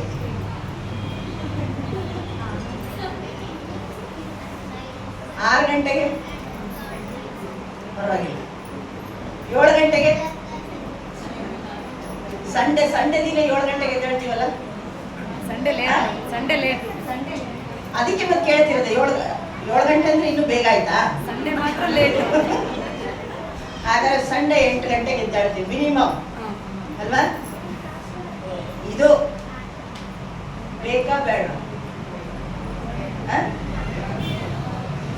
ಬೇಡ ಅನ್ನೋದು ಕೈ ಎತ್ತಿ, ಬಾಕಿ ಯಾರು ಕೈ ಎತ್ತಲ್ಲ. ಎಲ್ಲರಿಗೂ 9 ಗಂಟೆಗೆ ಹೇಳ್ಬೇಕು ಅಂತ. ಸಂಡೆ ದಿನನಾದ್ರೂ ಲೇಟಾಗಿ ಎದ್ದಾಳ. ಹೌದು, ನನಗೊಂದು ಪ್ರಶ್ನೆ. 7 ಗಂಟೆ 9 ಗಂಟೆ 8 ಗಂಟೆ ಹತ್ರ ನಿದ್ದೆ ಬರೋದು ಹೌದಾ? ಗ್ಯಾರಂಟಿನಾ? ಬರಲ್ಲ. ಎಚ್ಚರ ಇರ್ತೀನಿ. ಬರುತ್ತಾ?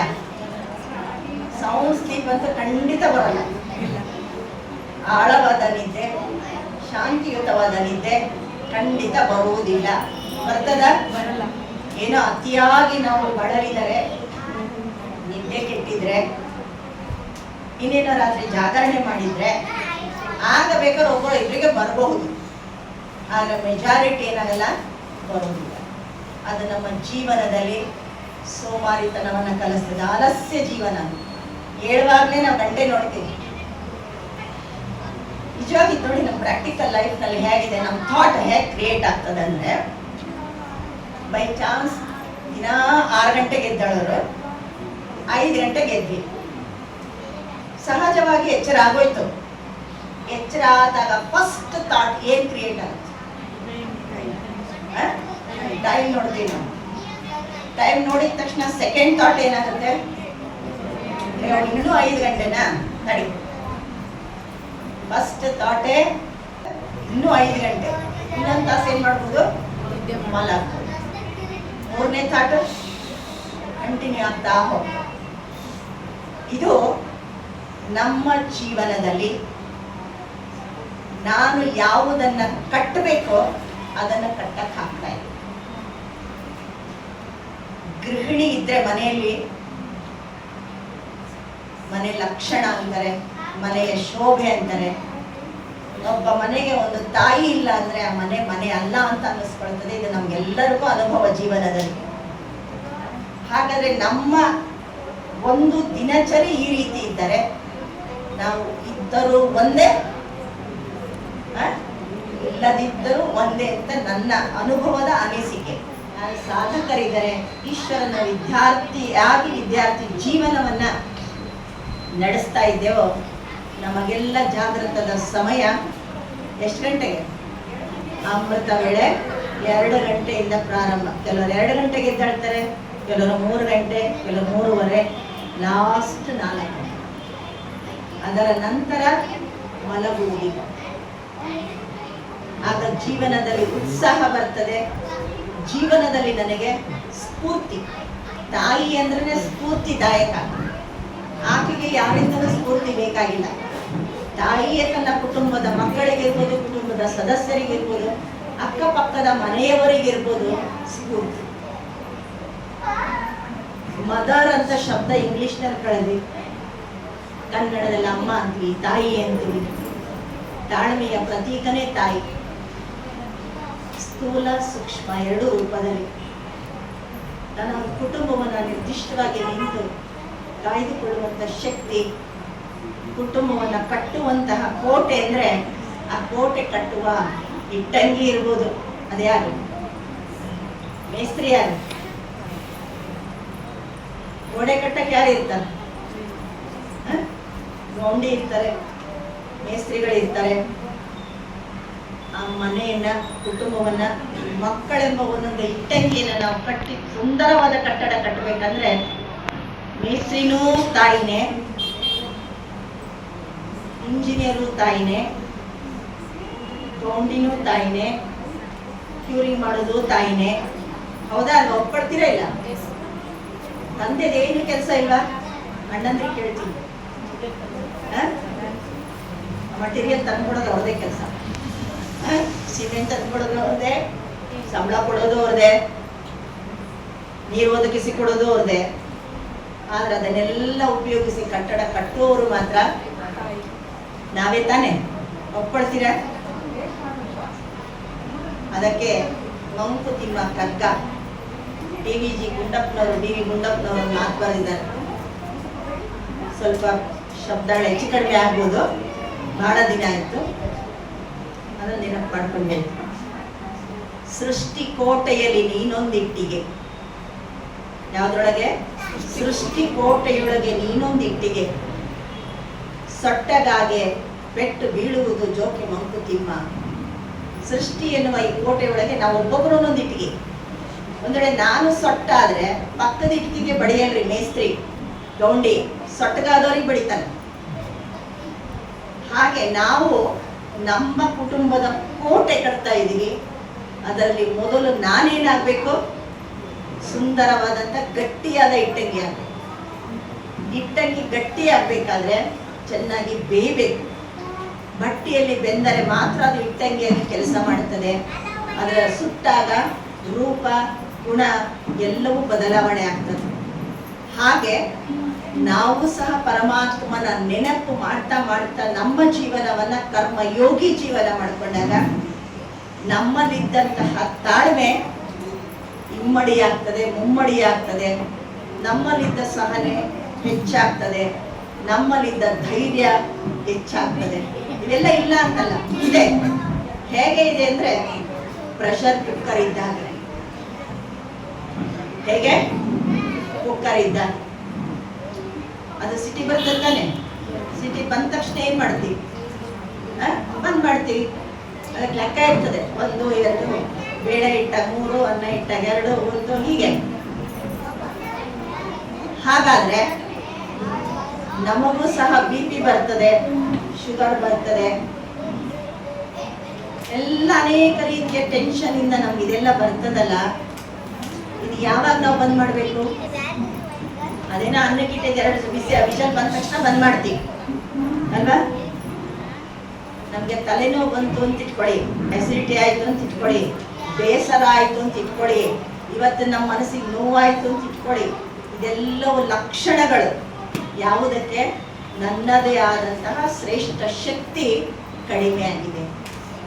ಆ ಶಕ್ತಿಗಳನ್ನು ನನ್ನ ಜೀವನದಲ್ಲಿ ವೃದ್ಧಿ ಮಾಡಿಕೊಳ್ಳುವಂಥ ಶಿಕ್ಷಣ ಈಶ್ವರೀಯ ವಿಶ್ವವಿದ್ಯಾಲಯದಲ್ಲಿ ಪರಮಪಿತ ಪರಮಾತ್ಮ ಶಿವನ ನಮಗೆ ಕೊಡ್ತಾನೆ. ಪರಮಾತ್ಮ ಪರಂಜ್ಯೋತಿ ಸ್ವರೂಪ ಆಗಿರುವಂಥ ಪರಂಜ್ಯೋತಿ ಸ್ವರೂಪ ಪರಮಾತ್ಮನಿಗೆ ನಾವು ಮಹಿಮೆ ಮಾಡ್ತಾ ಬಂದ್ವಿ. ನೀನೇ ತಾಯಿ ತಂದೆ, ತ್ವಮೇವ ಮಾತಾಶ್ಚ ಪಿತಾ ತ್ವಮೇವ, ತ್ವಮೇವ ಬಂಧುಶ್ಚ ಸಖಾ ತ್ವಮೇವ, ತ್ವಮ ಮಮ ದೇವ ದೇವ ಅಂತ. ವಿದ್ಯಾ ದ್ರವಿಣಂ ತ್ವಮೇವ ದೇವ. ನೀನೇ ತಾಯಿ ತಂದೆ ಬಂಧು ಬಳಗ ವಿದ್ಯೆ ಹಣ ಸಂಪತ್ತು ಎಲ್ಲವೂ ನೀನೇ ಅಂತ. ಆ ಪರಮಾತ್ಮ ಜಗತ್ತಿನಲ್ಲಿ ಈಶ್ವರೀಯ ವಿಶ್ವವಿದ್ಯಾಲಯದಲ್ಲಿ ನಮಗೆ ಅಂದ್ರೆ ಪುರುಷ ಶರೀರದಲ್ಲಿ ಸ್ತ್ರೀ ಶರೀರದಲ್ಲಿ ಇರುವ ಆತ್ಮ ಜ್ಯೋತಿಗಳಿಗೆ ಪರಮಾತ್ಮ ಶಿಕ್ಷಣವನ್ನು ಕೊಡ್ತಾ ಇದ್ದಾರೆ. ಆ ಶಿಕ್ಷಣ ನಮ್ಮನ್ನ ನಮ್ಮ ಜೀವನದಲ್ಲಿ ಯಾವುದು ನ್ಯಾಚುರಲ್ ಕ್ವಾಲಿಟೀಸ್ ಇದೆ ಅದನ್ನ ಶಕ್ತಿಯುತ ಮಾಡುತ್ತದೆ. ಆ ಶಕ್ತಿಗಳು ಯಾವುದು ಅಂತ ನಾನು 2 ನಿಮಿಷ ನಿಮಗೆ ತೋರಿಸ್ತೇನೆ ಚಿತ್ರದ ಮೂಲಕ. ಅದರ ಜೊತೆಗೆ ಹೀಗೆ ನಾನು ಬಸ್ಸಲ್ಲಿ ಬರಬೇಕಾದ್ರೆ ನನಗೊಂದು ಶಬ್ದದ ಸ್ಮೃತಿಗಳು ಬಂತು. ಇಂಗ್ಲಿಷ್ನ ನಾವು ಮದರ್ ಅಂತ ಕರಿತೀವಿ. ಇವತ್ತೇನಿದೆ ವರ್ಲ್ಡ್ ಮದರ್ಸ್ ಡೇ, ವಿಶ್ವ ತಾಯಂದಿರ ದಿನ. ಇದಕ್ಕೆ ಒಂದೊಂದು ಅಕ್ಷರಕ್ಕೆ ಹಲವು ಅರ್ಥಗಳನ್ನ, ಹಲವು ಮೌಲ್ಯಗಳನ್ನ ಒಳಗೊಂಡಿದೆ. ಆದ್ರೆ ಸಾಂದರ್ಭಿಕವಾಗಿ ಕೆಲವು ಮಾತ್ರ ನಾನು ನಿಮ್ಮ ಜೊತೆಗೆ ನಾನು ಮನವರಿಕೆ ಮಾಡ್ಕೊಳ್ತೀನಿ. ಎಂ ಅಂದ್ರೆ ಏನ್ ತಗೊಳ್ಬೋದು ಅಂದ್ರೆ ಮೋಟಿವೇಟ್, ಸ್ಫೂರ್ತಿ. ತಾಯಿಗೆ ಬೇರೆ ಯಾರು ಸ್ಫೂರ್ತಿ ಮಾಡಬೇಕಾಗಿಲ್ಲ. ತಾಯಿ ತಾನಾಗೆ ಮಕ್ಕಳಿಗೆ, ಕುಟುಂಬಕ್ಕೆ ಏನ್ ಕೊಡ್ತಾರೆ? ಸ್ಫೂರ್ತಿಯನ್ನ ಕೊಡ್ತಾರೆ. ಆ ಸ್ಫೂರ್ತಿ ಕೇವಲ ಭೌತಿಕ ಶಿಕ್ಷಣದಲ್ಲಿ ಮುಂದುವರಿಯುವುದಕ್ಕಷ್ಟೇ ಆಗಬಾರ್ದು. ಆಧ್ಯಾತ್ಮಿಕ ಶಿಕ್ಷಣವನ್ನ, ಚಾರಿತ್ರಿಕ ಮೌಲ್ಯಗಳನ್ನ, ನೈತಿಕ ಮೌಲ್ಯಗಳನ್ನ ಇವೆಲ್ಲವೂ ಮೈಗೂಡಿಸಿಕೊಂಡು ಆತ್ಮಿಕ ಬಲ ತುಂಬಿದ್ರೆ ಅದು ದೈವಿ ಮೌಲ್ಯಗಳಾಗಿ ಪರಿಗಣಿಸ್ತದೆ. ಆ ದೈವಿ ಮೌಲ್ಯಗಳನ್ನ ಜೀವನದಲ್ಲಿ ತಂದುಕೊಳ್ಳಿಕ್ಕೆ ಸ್ಫೂರ್ತಿದಾಯಕ ತಾಯಿ. ಎರಡನೇದಾಗಿ ಒರಿಜಿನಾಲಿಟಿ, ಆಪ್ಟಿಮಿಸ್ಟ್. ಅವಳಲ್ಲಿರುವಂತಹ ಶ್ರೇಷ್ಠ ಗುಣ, ಯಾವ ಜ್ಯೋತಿ ಆತ್ಮದಲ್ಲಿ ಈ ಗುಣಗಳು ಒರಿಜಿನಾಲಿಟಿ ಆಗಿದೆ, ಯಾವ ಗುಣ ಆಸೆ ಕಳ್ಕೊಳ್ಳೋದಿಲ್ಲ ತಾಯಿ, ಆಶಾವಾದಿಯಾಗಿರ್ತಾಳೆ. ಇವತ್ತಲ್ಲ ನಾಳೆ ಆದ್ರೂ ನನ್ನ ಕುಟುಂಬ ಚೆನ್ನಾಗಾಗ್ತದೆ. ಒಂದ್ ವೇಳೆ ಮನೆಯಲ್ಲಿ ಪತಿ ಕುಡಿದು ಬಂದ್ರೆ ಬೇಜಾರಾಗಿರ್ತದೆ, ಮನ್ಸಿಗೆ ನೋವಾಗಿರ್ತದೆ, ಆದ್ರೂ ಎಲ್ಲೋ ಮೂಲೆಯಲ್ಲಿ ಒಂದು ಆಸೆ ಇರ್ತದೆ. ಏನು ಇಂದಲ್ಲ ನಾಳೆ ಆದ್ರೂ ಇವ್ರೇನ್ ಮಾಡ್ಬೋದು? ಬಿಡ್ತಾರೆ, ಸರಿ ಆಗ್ಬಹುದು. ಆಸೆ ಕಳ್ಕೊಳ್ಳಲ್ಲ. ಮಗ ಒಂದ್ಸಲ ಫೇಲ್ ಆದ್ರೂ ಹನ್ನೊಂದನೇ ಸಲ ಇಲ್ಲ ಪಾಸ್ ಆಗ್ತಾನೆ, ನೀನು ಓದು ಪಾಸ್ ಆಗ್ತೀಯ, ಆಸೆ ಇಟ್ಕೊಂಡೇ ಏನ್ ಮಾಡ್ತಿರ್ತಾನೆ. ಇದು ಒಂದು ಆತ್ಮ ಜ್ಯೋತಿನ, ಒಂದು ಮಗುವನ್ನ, ಒಂದು ವ್ಯಕ್ತಿಯನ್ನ, ಒಂದು ಸಮಾಜವನ್ನ ದೈವಿ ಸಮಾಜವನ್ನಾಗಿ, ಸುಂದರ ಸುಖ ಶಾಂತಿಮಯ ಸಮಾಜವನ್ನಾಗಿ ಮಾಡುವಂತಹ ಆಶಾ ದೀಪಗಳಾಗುವಂತ ಶಕ್ತಿ ಪರಮಾತ್ಮನಿಂದ ಬರ್ತದೆ. Next team is trust. ತಾಯಿಯ ಮೇಲೆ ಇರುವ ನಂಬಿಕೆ ಯಾರ ಮೇಲೂ ನಾವು ಇಟ್ಕೊಳಕ್ಕಾಗಲ್ಲ. ತಾಯಿ ಮೇಲೆ ಸಂಶಯ ಇಟ್ಕೊಂಡ್ರೆ ಯಾರಾದ್ರು ಇದ್ದೀರಾ? ನೋಡ ಕೈ ಎತ್ತಿ. ಯಾರು ಇಲ್ಲ. ಇದು ಸಾಧ್ಯ ಇಲ್ಲದ ಮಾತು. ಅಮ್ಮನ ಮೇಲೆ ಬೇಜಾರಾಗಿರ್ಬೋದು, ಅಮ್ಮನ ಮೇಲೆ ಸಿಟ್ಟು ಬಂದಿರ್ಬೋದು, ಆರೇನಿರಲ್ಲ, ಸಂಶಯ ಇರೋದಿಲ್ಲ, ಅಪನಂಬಿಕೆ ಇರೋದಿಲ್ಲ. ಯಾವ ತಾಯಿಯಲ್ಲಿ ಈ ಶ್ರೇಷ್ಠ ಗುಣ ಪ್ರಾಕ್ಟಿಕಲ್ ಜೀವನದಲ್ಲಿ ಬರ್ತದೋ, ಟ್ರಸ್ಟ್.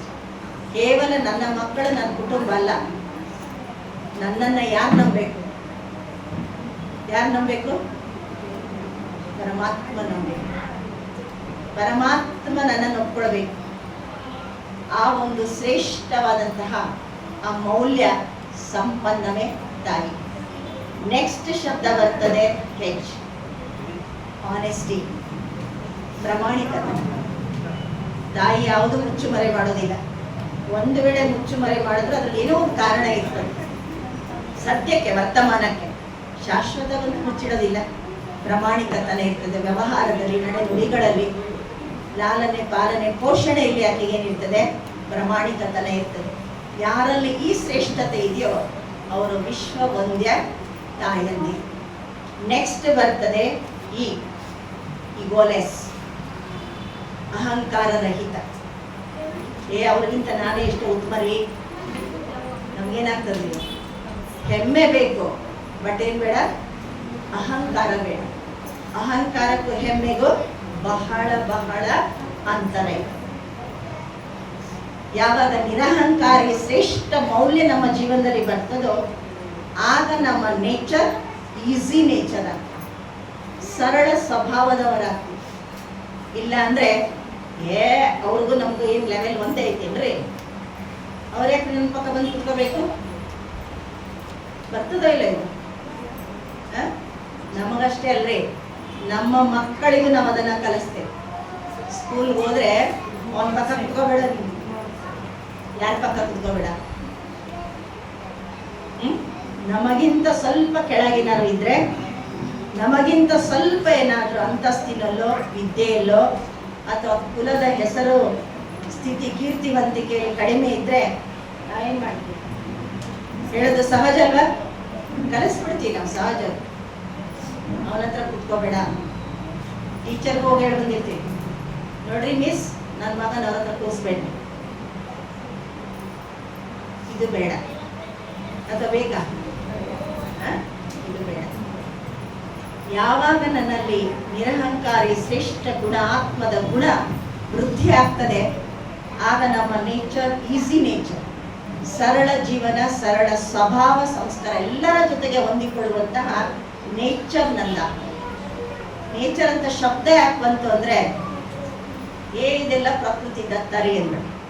ಅದಕ್ಕೆ ಸಹಜವಾಗಿ ನಮ್ಮ ಪ್ರಾಕ್ಟಿಕಲ್ ಲೈಫ್ನಲ್ಲಿ ಬರಬೇಕು, ಪ್ರಾಯೋಗಿಕ ಜೀವನದಲ್ಲಿ ಬರಬೇಕು. ಆಗ ನಮ್ಮ ಜೀವನ ನೆಕ್ಸ್ಟ್ ಕ್ಲಾಸ್ ಆರ್ ಶಬ್ದ ರಿಯಾಲಿಟಿ ಬಿಕಮ್ಸ್ ರಾಯಲ್ಟಿ. ನಮ್ಮಲ್ಲಿ ನೈಜತೆ ಬರ್ತದೆ, ಸತ್ಯತೆ ಬರ್ತದೆ. ಆ ಸತ್ಯತೆ ನಮಗೇನ್ ತರ್ತದೆ? ನಿಜವಾಗಿಯೂ ನಮ್ಮ ಜೀವನದ ಘನತೆ, ಪರ್ಸನಾಲಿಟಿ, ರಾಯಲ್ಟಿ. ಅದೇ ನಮ್ಮ ಜೀವನದ ರೆಸ್ಪಾನ್ಸಿಬಿಲಿಟಿ. ಇಷ್ಟು ಮೌಲ್ಯಗಳನ್ನು ನಮ್ಮ ಜೀವನದಲ್ಲಿ ಧರಿಸಿಕೊಂಡವರೇ ವಿಶ್ವ ವಂದ್ಯ ತಾಯಂದಿರು ಅಂತ ನಾನು ತಿಳ್ಕೊಂಡಿದ್ದೀನಿ, ನೀವು ತಿಳ್ಕೊಂಡಿದ್ದೀರಿ. ಆಗಿರುವ ಗುಣಗಳನ್ನು ಸ್ವಲ್ಪ ವೃದ್ಧಿ ಮಾಡ್ಕೊಳ್ಳೋಣ. ಬಹಳ ಗುಣಗಳಿದೆ, ಆದರೆ ಪ್ರಮುಖವಾಗಿ 8 ಗುಣಗಳು, 8 ಶಕ್ತಿಯ ರೂಪದಲ್ಲಿ ನಾವು ಧಾರಣೆ ಮಾಡ್ಕೊಳ್ಬೇಕು. ಅದನ್ನು ಅಣ್ಣ ಸ್ವಲ್ಪ ಚಿತ್ರ ಹಾಕ್ತಾರೆ, 2 ನಿಮಿಷ ನಿಮ್ಗೆ ಅದನ್ನು ನಿಜವಾದ ಲಕ್ಷ್ಮಿ. ಹೌದು ತಾನೆ? ನಿಮ್ಮನ್ನೆಲ್ಲ ನಿಮ್ಮ ಅತ್ತೆ ಮಾವ ಹುಡುಕಿದ್ರು ಸೊಸೆಯಂದಿರಾಗಿ, ಅವಾಗಲೂ ಅದನ್ನೇ ಗಮನಿಸಿದ್ರಲ್ಲ, ಹೌದಲ್ವ? ಹಾಗೆ ಪರಮಾತ್ಮನು ಸಹ ಸೃಷ್ಟಿಯಲ್ಲಿ ನಾವು ಕೇಳಿದ್ದೇವೆ 33 ಕೋಟಿ ದೇವಾನುದೇವತೆಗಳಿದ್ರು. ಲಕ್ಷ್ಮಿ, ಸರಸ್ವತಿ, ದುರ್ಗೆ, ಕಾಳಿಕಾಂಬ, ಅನೇಕ ದೇವಿಯರನ್ನ ನಾವು ಆರಾಧನೆ ಮಾಡ್ತೀವಿ. ಹಾಗಾದ್ರೆ ಅವರೆಲ್ಲ ಶಕ್ತಿ ಹೇಗೆ ಬಂತು? ಅವರು ಸಹ ಸ್ತ್ರೀ ದೇವತೆ. ಆಕ್ಚುಲಿ ಆತ್ಮದ ಮೌಲ್ಯಗಳು, ಆತ್ಮದ ಶಕ್ತಿಗಳೇನಿದೆಯಲ್ಲ, ಅದು ನಮ್ಮ ಜೀವನದಲ್ಲಿ ಪ್ರಮುಖವಾಗಿ ಬೇಕಾಗಿರೋದು. ಚಿತ್ರ ಕಾಣಿಸ್ತಾ ಇದೆ ಎಲ್ಲರಿಗೂ? ಮೊದಲನೇದಾಗಿ ನಾನು ತೋರಿಸ್ತೇನೆ ಸಹನಾ ಶಕ್ತಿ. ಅಲ್ವಾ? ಒಬ್ಬ ಹುಡುಗ ಹಣ್ಣಿನ ಮರಕ್ಕೆ ಕಲ್ಲನ್ನ ಹೊಡಿತಾ ಇದ್ದಾನೆ. ಕಾಣಿಸ್ತಾ ಇದೆಯಲ್ಲ? ಆ ಮಗು ಎಷ್ಟು ಕಲ್ಲು ಹೊಡೆದ್ರು ಆ ಮರ ಏನ್ ಕೊಡುತ್ತೆ? ಹಣ್ಣನ್ನೇ ಕೊಡುತ್ತೆ ವಿನಃ ಕಲ್ಲನ್ನ ಕೊಡುವುದಿಲ್ಲ. ಆದ್ರೆ ನಾವು ಮನುಷ್ಯರು ಅಂದ್ರೆ ಅದಕ್ಕೆ ಸಹನೆ ಇದೆ. ಅದ್ರ ಇರದೆ ಅದ್ರ ಹತ್ರ ಏನು? ಹಣ್ಣು. ಕಲ್ಲು ಇಟ್ಕೊಂಡಿಲ್ಲ, ಅದೇನ್ ಇಟ್ಕೊಂಡಿದೆ? ಹಣ್ಣೇ ಇಟ್ಕೊಂಡಿದೆ. ನಾವೇನ್ ಇಟ್ಕೊಂಡಿದೀವಿ ನಮ್ಮ ಬುದ್ಧಿರೂಪಿ ಜೋಳಿಗೆಗಳಿಗೆ? ಕಲ್ಲುಗಳಿದೆ ತಾನೆ, ಒಪ್ಕೊಳ್ತೀರಾ? ಯಾರಾದ್ರೂ ಒಬ್ಬರು ನಮ್ಮ ಮನಸ್ಸಿಗೆ ನೋವಾಗುವಂತೆ, ಅಪಮಾನ ಆಗುವಂತೆ ಏನಾದ್ರೂ ಒಂದು ಮಾತು ನಡತೆ ಬಂದ್ರೆ ನಾವು ಅದಕ್ಕೆ 10 ರಿಟರ್ನ್ ಕೊಡ್ತೀವಿ. ಎಷ್ಟು ಕೊಡ್ತೀವಿ? ಪರಮಾತ್ಮನೇ ಶಿಶುಪಾಲನನ್ನ ಎಷ್ಟು ಬಾರಿ ಸಹನೆ ಮಾಡಿದ? 100 ಬಾರಿ ಸಹನೆ ಮಾಡಿದ. 101ನೇ ಬಾರಿ ಅವನೇನಾದ? ದಂಡ ಕೊಟ್ಟ ಅಂತ. ನಾವೇನ್ರಿ ಗುರು ಮಾನವರು ಅಂತ ನಮ್ಮ ಸಹನೆನ ಕಳ್ಕೊಳ್ಳೋದಕ್ಕೆ ನಾವು ಲೈಸೆನ್ಸ್ ತಗೊಳ್ತೀವಿ. ಬಟ್ ಪರಮಾತ್ಮನ ನೆನಪಿನಿಂದ, ಪರಮಾತ್ಮನ ಶಕ್ತಿಯಿಂದ, ಪರಮಾತ್ಮ ಕೊಡುವ ಜ್ಞಾನದಿಂದ ನಮ್ಮ ಜೀವನದಲ್ಲಿ ಸಹನ ಶಕ್ತಿ ಹೇಗೆ ಬರ್ತದೆ ಅಂದ್ರೆ, ಏನೇ ಮಾನಪ್ಪ, ನಿಂದೆ, ಸ್ತುತಿ, ದುಃಖ, ಸುಖ ಇದ್ದರೂ ಸಹ ನಮ್ಮ ಮನಸ್ಥಿತಿ ಮತ್ತೊಬ್ಬರ ಬಗ್ಗೆ ಅಶುಭ ಭಾವನೆಗಳನ್ನ ಮೂಡದೇ ಇಟ್ಕೊಳ್ಳೋದು ನಿಜವಾದ ಸಹನ ಶಕ್ತಿ. ಬೇರೆ ಬೈತಾ ಇದ್ದಾರೆ, ನಾನು ಸುಮ್ಮನೆ ಇದ್ದೀನಿ ನೋಡ್ರಿ, ಅವ್ರು ಎಷ್ಟು ಸಹನೆ ಮಾಡ್ತಾರೆ, ಆದ್ರೆ ಅವ್ರ ಒಳಗೆ ಬೈಕೊಳ್ತಾ ಇರ್ತಾರೆ. ಬಾಯ್ಬಿಟ್ಟು ಹೇಳಿಕ್ ಆಗ್ತಾ ಇಲ್ಲ, ಆದ್ರೆ ಒಳಗೇನಾಗ್ತಾ ಇರ್ತಾರೆ. ಅದು ಸಹನೆ ಅಲ್ಲ. ಸಹನೆ ಅಂದ್ರೆ ಮಾನಪ್ಪ, ನಿಂದೆ, ಸ್ತುತಿ ಎಲ್ಲ ಒಂದು ಪರಿಸ್ಥಿತಿಗಳಲ್ಲೂ ಆ ವ್ಯಕ್ತಿಯ ಬಗ್ಗೆ ನನಗೆ ಶುಭ ಭಾವನೆ, ಆಶೀರ್ವಾದದ ಭಾವನೆ, ಶ್ರೇಷ್ಠ ಗುಣ ವ್ಯವಹಾರಗಳು ನಿಜವಾಗಿ ಬಂದರೆ ಅದು ನಿಜವಾದಂತಹ ಯಾವ ಶಕ್ತಿ? ಸಹನ ಶಕ್ತಿ. ಯಾವಾಗ ಈ ಸಹನ ಶಕ್ತಿ ಬರುತ್ತೆ ಅದು ನೆಕ್ಸ್ಟ್ ಹೇಳ್ತೀನಿ 2 ನಿಮಿಷದಲ್ಲಿ. ಅಳವಡಿಸಿಕೊಳ್ಳುವ ಶಕ್ತಿ ಸೆಕೆಂಡ್. ಅದು ಅಳವಡಿಸಿಕೊಳ್ಳೋ ಶಕ್ತಿ. ಇಲ್ಲಿ ಉದಾಹರಣೆ ತೋರಿಸ್ತಾ ಇದ್ದಾರೆ. ಸಾಗರಕ್ಕೆ ಅನೇಕ ಕಡೆಗಳಿಂದ ನೀರು ಬರ್ತದೆ. ಅದು ನೀರನ್ನು ಸ್ವೀಕಾರ ಮಾಡ್ತದೆ, ಬೇಡವಾದ ಕಸವನ್ನ ಅಲೆಗಳ ಮೂಲಕ ಏನ್ ಮಾಡುತ್ತೆ, ಹೊರಗೆ ಹಾಕ್ತದೆ. ಆದರೆ ನಮಗೆ ಆ ಶಕ್ತಿ ಬರ್ಬೇಕಲ್ವಾ? ನಮಗೆ ಬೇಡವಾದದನ್ನ ಮೊಬೈಲಲ್ಲಿ ನಾನು ಡಿಲೀಟ್ ಮಾಡ್ತೀನಿ. ಯಾವಾಗ ಡಿಲೀಟ್ ಮಾಡ್ತೀನಿ?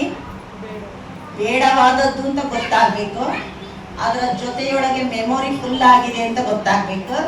ಮೂರನೇದಾಗಿ ಡಿಲೀಟ್ ಮಾಡುವ ಚಿಹ್ನೆ ಯಾವುದು, ಆ ಸೈನ್ ಯಾವುದು ಅಂತ ಗೊತ್ತಾಗಬೇಕು. ಮೆಮೊರಿ ಫುಲ್ ಆಗಿದೆ ಅಂತಲೂ ಗೊತ್ತು, ಇದು ನನಗೆ ವೇಸ್ಟ್ ಅಂತಲೂ ಗೊತ್ತು, ಬಟ್ ಡಿಲೀಟ್ ಮಾಡಕ್ ಗೊತ್ತಿಲ್ಲ ನಮಗೆ ಮನುಷ್ಯರಿಗೆ. ಎಲ್ಲಿ? ನಮ್ಮ ಮನ ಬುದ್ಧಿಯಲ್ಲಿ ಅದನ್ನ ಡಿಲೀಟ್ ಮಾಡಕ್ ಗೊತ್ತಿಲ್ಲ.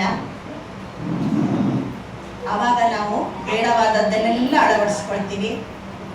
ಅಳವಡಿಸ್ಕೊಳ್ಳೋ ಶಕ್ತಿ, ಮಾನಸಿಕ ಪರಿಸ್ಥಿತಿ ಹೇಗೆ ಇದ್ರು ಆತ್ಮ ಬಲದ ಶ್ರೇಷ್ಠ ಸ್ಥಿತಿಲಿ ಸ್ಥಿತರಾಗಿ ಆ ಸ್ವಧರ್ಮವನ್ನು ಕಾಯ್ಕೊಳ್ಳೋದು ಅಳವಡಿಸಿಕೊಳ್ಳೋ ಶಕ್ತಿ. ಮೂರನೇದಾಗಿ ಪರೀಕ್ಷಿಸುವ ಶಕ್ತಿ. ಒಬ್ಬ ವಜ್ರದ ವ್ಯಾಪಾರಿಯನ್ನು ಎಕ್ಸಾಂಪಲ್ ತೋರಿಸಿದೆ. ವಜ್ರದ ವ್ಯಾಪಾರಿ ಗುರುತಿಡಿತೇನೆ ವಿನಃ ನಮಗೆ ಸಹಜವಾಗಿ ಗುರುತಿಡಿಯಲು ಕಷ್ಟ ಆಗ್ತದೆ. ಹಾಗೆ ಯಾವಾಗ ಪರಮಾತ್ಮನನ್ನ ನಾವು ನೆನಪು ಮಾಡ್ತೇವೆ, ಜೀವನದಲ್ಲಿ ಪರಮಾತ್ಮನ ಶಿಕ್ಷಣಗಳನ್ನ ಕಾರ್ಯರೂಪದ ಜೀವನದಲ್ಲಿ ಪ್ರಾಕ್ಟಿಕಲ್ ಅನ್ನ ತಂದ್ಕೊಳ್ತಾ ಹೋಗ್ತೀವಿ, ಆಗ ಬರುವ ಸಮಸ್ಯೆಗಳು, ಬರುವ ಪರಿಸ್ಥಿತಿಗಳು ಅದನ್ನು ನಾವು ಪರೀಕ್ಷಿಸಿ ಯಾವುದು ತಗೊಳ್ಬೇಕು, ಯಾವುದು ತಗೊಳ್ಬಾರ್ದು, ಯಾವ ಸಮಯದಲ್ಲಿ ನಾನು ಏನು ಚಿಂತನೆ ಮಾಡಬೇಕು, ಯಾವುದು ಚಿಂತನೆ ಮಾಡಬಾರ್ದು, ಯಾವ ಕರ್ತವ್ಯ ಮಾಡಬೇಕು, ಯಾವ ಕರ್ತವ್ಯ ಮಾಡಬಾರ್ದು, ಅದನ್ನು ಗುರುತಿಸಿ ನಿರ್ಣಯ ತೆಗೆದುಕೊಳ್ಳುವ ಶಕ್ತಿ. ಬಟ್ ಕರ್ಮ ಯೋಗಿ ಜೀವನದ ಬ್ಯಾಲೆನ್ಸ್ ಶಕ್ತಿ ನಮಗೆ ಬರ್ತದೆ. ನಾವು ಒಪ್ಕೊಳ್ಳೋದು ಯಾವಾಗ?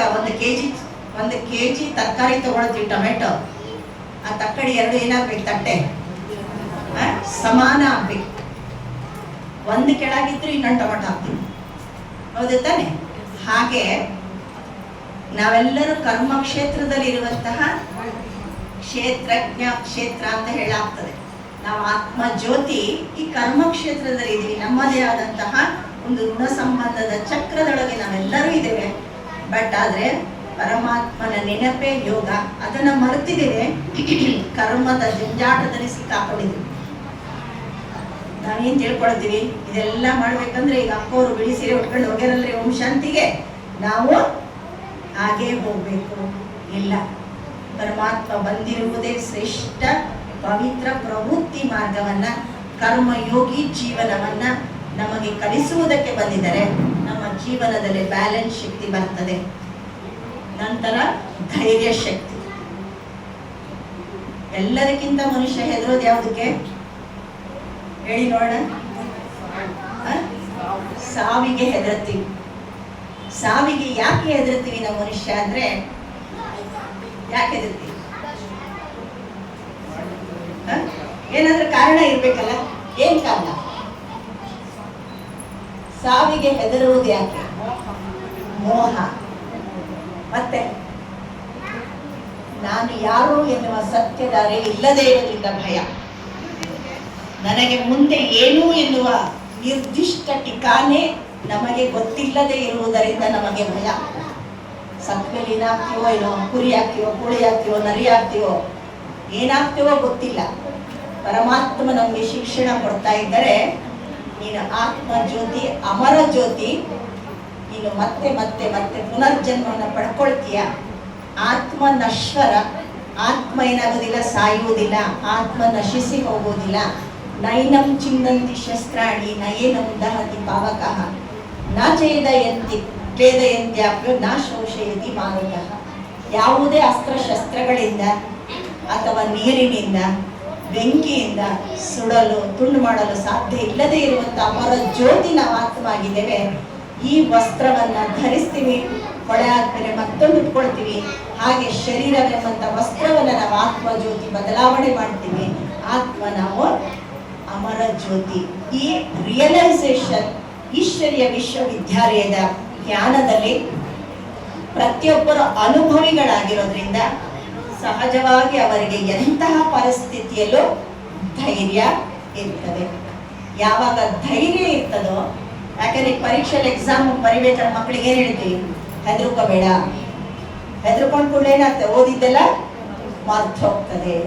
ಹಾಗೆ ನಾನು ಆತ್ಮ ಜ್ಯೋತಿ ಎನ್ನುವಂತಹ ಧೈರ್ಯ ಇದ್ದಾಗ, ನಿಶ್ಚಯ ಇದ್ದಾಗ, ಅನುಭವದ ಶಕ್ತಿ ಇದ್ದಾಗ ನಮ್ಮಲ್ಲಿ ಸಹಯೋಗದ ಶಕ್ತಿ ಸಹಜವಾಗಿ ಬರ್ತದೆ. ಗೋವರ್ಧನ ಪರ್ವತವನ್ನ ಕೃಷ್ಣ ಕಿರುಬರಳಲ್ಲಿ ಎತ್ತಿದ್ದಂತೆ.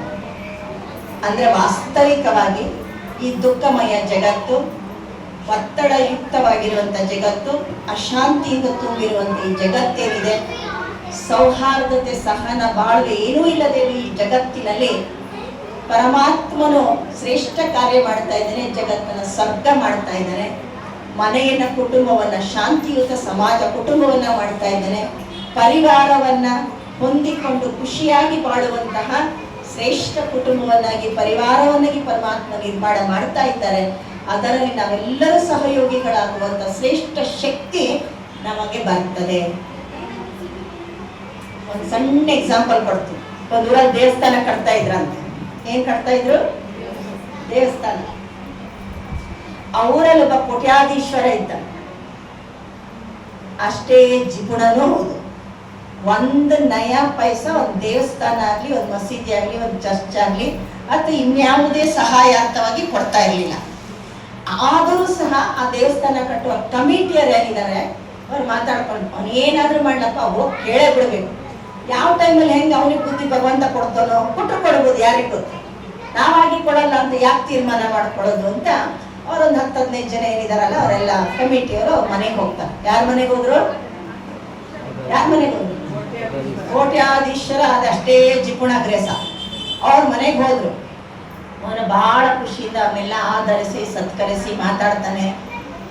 ಏನೇನ್ ಮಾಡ್ತಾ ಇದ್ರಿ, ಎಷ್ಟಾಯ್ತು ಕಟ್ಟಡ, ಇನ್ನು ಎಷ್ಟು ಬೇಕಾಗುತ್ತೆ, ಇನ್ನು ಎಷ್ಟು ವೆಚ್ಚಗಳಾಗುತ್ತೆ ಇದಕ್ಕಂತೆಲ್ಲ ವಿಚಾರಿಸ್ತಾ ಇವರಿಗೆ ಏನ್ ಬಹಳ ಖುಷಿ ಆಗ್ಬಿಡ್ತು. ಯಾರಿಗೆ?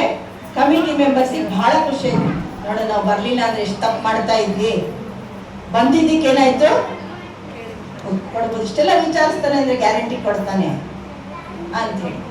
ಆಯ್ತು, ನಾನು ನೀವು ಕೊಡ್ಬೇಕು ಸ್ವಾಮಿ ಅಂತೇಳಿ ಎಲ್ಲರೂ ಕೇಳಿದಾಗ, ರಿಕ್ವೆಸ್ಟ್ ಮಾಡಿದಾಗ, ಆಯ್ತು ನಾನು ಕೊಡ್ತೀನಿ ಅಂತೇಳಿ ಮನೇಲಿ ಚೆಕ್ ಬುಕ್ ತಗೊಂಬ ಅಂತ ಕರೀತಾರೆ.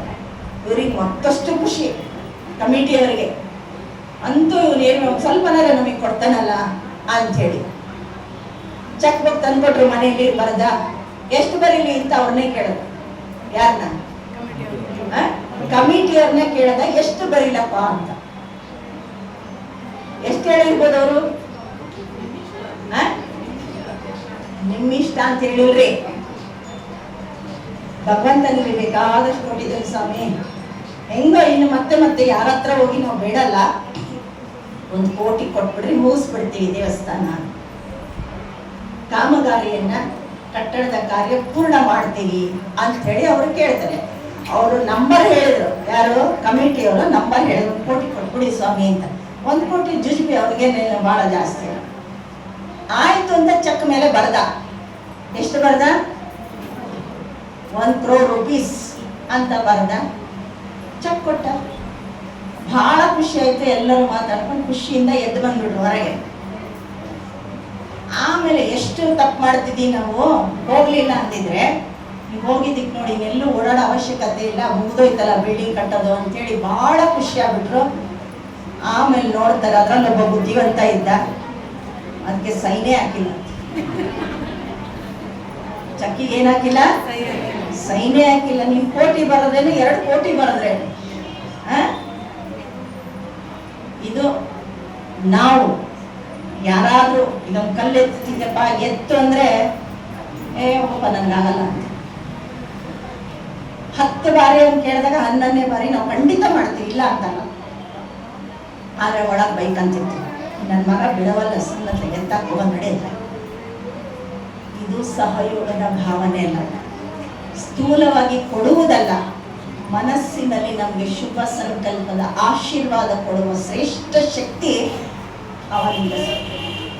ಅದು ನಮಗೆ ಆತ್ಮ ಜ್ಯೋತಿಗಳಲ್ಲಿದೆ. ಆದ್ರೆ ಈಗ ಅದೇನಾಗಬೇಕು? ರೀಚಾರ್ಜ್ ಆಗಬೇಕು. ಮತ್ತೊಂದು ಶಕ್ತಿ ಅಲ್ಲೇನ್ ಕಾಣಿಸ್ತಾ ಇದೆ? ಆಮೆ ಕಾಣಿಸ್ತಾ ಇದೆ.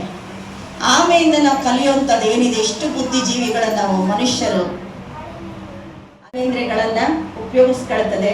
ಬೇಡವಾದ್ರೆ ಒಂದು ಲಾರಿ ಹರಿದ್ರು ಅದಕ್ಕೇನೂ ಆಗಲ್ಲ, ಆ ರೀತಿ ಒಂದು ಚಿಪ್ ಆಗ್ಬಿಡುತ್ತದೆ.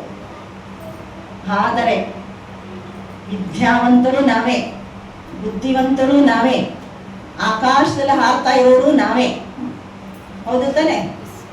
ಅಂಗೈನಲ್ಲಿ ಇಡೀ ವಿಶ್ವವನ್ನು ಇವತ್ತು ನೋಡ್ತಾ ಇರೋರು ನಾವು ಮನುಷ್ಯರು.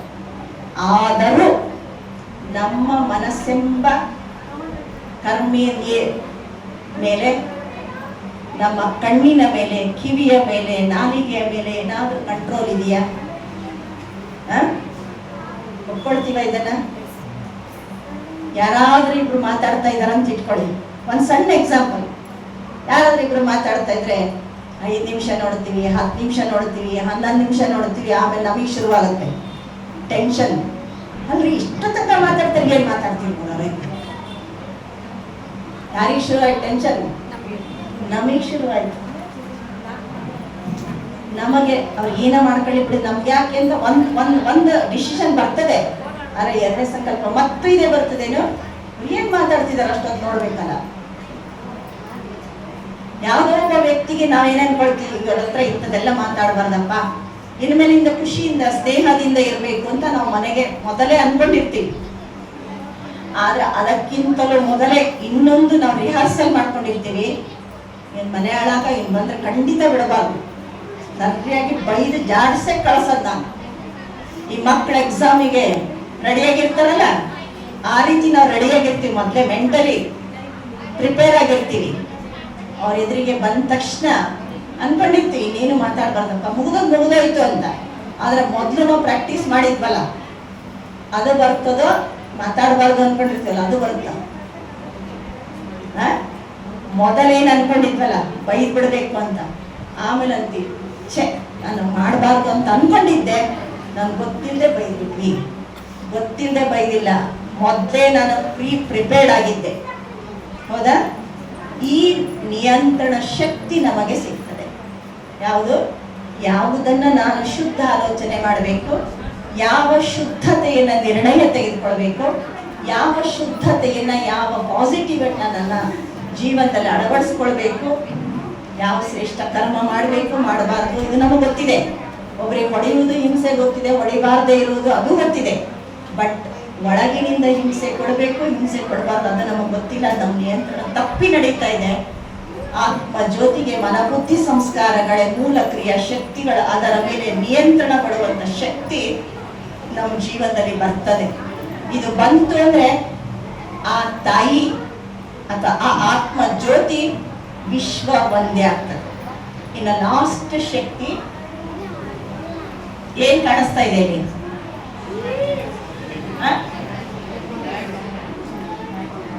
ಏನ್ ಕಾಣಿಸ್ತಾ ಇದೆ? ಮಂಟ್ರಂಕು ಹಾಸಿಗೆ ಎಲ್ಲ ಬೇರೆ. ಈಗ ನಾವು ಎಕ್ಸಾಂಪಲ್ ಹೇಳ್ತೀನಿ, ಇದನ್ನ ಪವರ್ ಟು ಪ್ಯಾಕಪ್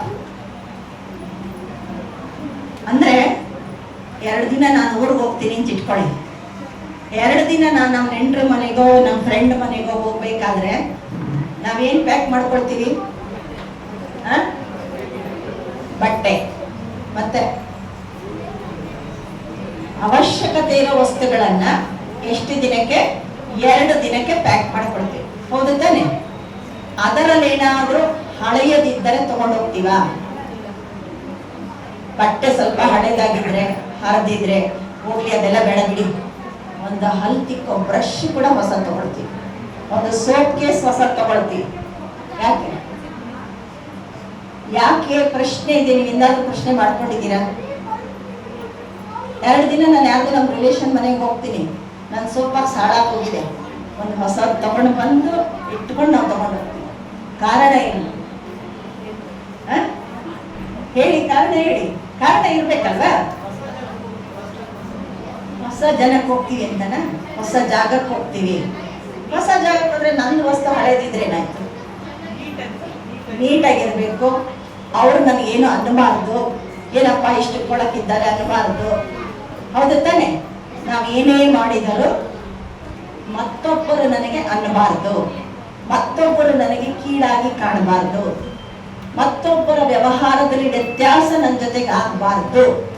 ಗೌರವಯುತವಾಗಿ ಇದ್ದು 2 ದಿನ ಇರಲಿ ಗೌರವಯುತವಾಗಿ ನಾನು ನನ್ನ ಮನೆಗೆ ವಾಪಸ್ ಬರಬೇಕು. ಉದ್ದೇಶ ಇಷ್ಟೇ ತಾನೆ. ಹಾಗೆ ಈ ಜೀವನದ ಪ್ರಯಾಣದಲ್ಲಿ ನಾವೆಲ್ಲರೂ ಪ್ರಯಾಣಿಕರು. ಕೆಲವರು 60 ವರ್ಷ ಆದ್ಮೇಲೆ ಹೋಗ್ಬೋದು, ಕೆಲವರು 20 ವರ್ಷ ಆದ್ಮೇಲೆ ಹೋಗೋದಂತೂ ಗ್ಯಾರಂಟಿ. ಮತ್ತೆ ಯಾರಾದ್ರೂ ಗ್ಯಾರಂಟಿ ಇರೋರಿದ್ದೀರಾ? ಹೋಗೋದು ಗ್ಯಾರಂಟಿ. ಆದರೆ ನಾನೇನು ಪ್ಯಾಕ್ ಮಾಡ್ಕೊಂಡು ಹೋಗ್ತೀನಿ? ಹಣ ತಗೊಂಡು ಹೋಗ್ತೀನ? ಕೂಡಿಟ್ಟ ರೇಷ್ಮೆ ಸೀರೆ ತಗೊಂಡು ಹೋಗ್ತೀನ? ಒಡವೆ ತಗೊಂಡು ಹೋಗ್ತೀನ? ಏನ್ ತಗೊಂಡು ಹೋಗ್ತೀನಿ? ಏನೂ ತಗೊಂಡೋಗಲ್ಲ. ಅದೆಲ್ಲವನ್ನ ಕ್ರೋಢೀಕರಿಸಿಕೊಳ್ಳುವಾಗ ಯಾವ ಭಾವನೆಯಿಂದ ನಾನು ಕ್ರೋಢಿಸಿಕೊಂಡೆ, ಯಾವ ಮನಸ್ಥಿತಿಯಿಂದ ನಾನು ಅದನ್ನು ಒಟ್ಟುಗೂಡಿಸಿಕೊಂಡೆ, ಯಾವ ಮನಸ್ಥಿತಿಯಿಂದ ನಾನು ಅದನ್ನ ಬಳಸಿದೆ, ಅದನ್ನ ಪಾಪ ಪುಣ್ಯ ಅಂತ ಶಬ್ದಗಳಲ್ಲಿ ಗುರುತಿಸ್ತಾರೆ. ಅದನ್ನ ನಾನು ತಗೊಂಡು ಹೋಗ್ತೀನಿ. ಅಂದಮೇಲೆ ನಾವು ಹೋಗ್ಬೇಕಾದ್ರೆ ಪವರ್ ಟು ಬ್ಯಾಕಪ್. ನಾನು ಶ್ರೇಷ್ಠ ಗುಣಗಳನ್ನ, ಶ್ರೇಷ್ಠ ಸಂಸ್ಕಾರಗಳನ್ನ, ಶ್ರೇಷ್ಠ ಮೌಲ್ಯಗಳನ್ನ ಜೀವನದಲ್ಲಿ ಮತ್ತೆ ಮತ್ತೆ ತುಂಬಿಕೊಳ್ಳೋ ಶಕ್ತಿ ನಮಗೆ ಸಿಗ್ತದೆ. ಅದಿಷ್ಟು ನಮ್ಮಲ್ಲಿ ಈ 8 ಶಕ್ತಿಗಳಿಲ್ಲ ಅಂತಲ್ಲ, ನಮ್ಮೆಲ್ಲರಲ್ಲೂ ಇದೆ. ಆದ್ರೆ ಅದೇನಾಗ್ಬೇಕೀಗ? ಬ್ಯಾಟ್ರಿ, ಮೊಬೈಲ್ ಬ್ಯಾಟ್ರಿ ಹೆಂಗೆ ಚಾರ್ಜ್ ಆಗಬೇಕು ಹಾಗೆ ನಾವು ಅದನ್ನ ರೀಚಾರ್ಜ್ ಮಾಡ್ಕೋಬೇಕು. ಆ ರೀಚಾರ್ಜ್ ಮಾಡ್ಕೊಳ್ಳೋಕೆ ಸಮಯ ಈ ಸೃಷ್ಟಿಯ ಕಾಲ ಚಕ್ರದಲ್ಲಿ ಇದನ್ನ ಸಂಗಮ ಯುಗ ಅಂತ ಕರೀತಾರೆ. ಈ ಸಂಗಮ ಯುಗದಲ್ಲಿ ನಾವು ನಮ್ಮ ಶ್ರೇಷ್ಠತೆ ಯಾವುದು ಶಕ್ತಿಹೀನಾಗಿದೆ ಅದನ್ನು ಶಕ್ತಿಯುತ ಮಾಡಿಕೊಳ್ಳುವಂತಹ ಶಿಕ್ಷಣ ಈಶ್ವರೀಯ ವಿಶ್ವವಿದ್ಯಾಲಯದಲ್ಲಿ ಕೊಡ್ತಾ ಇದ್ದಾರೆ ಪರಮಾತ್ಮ.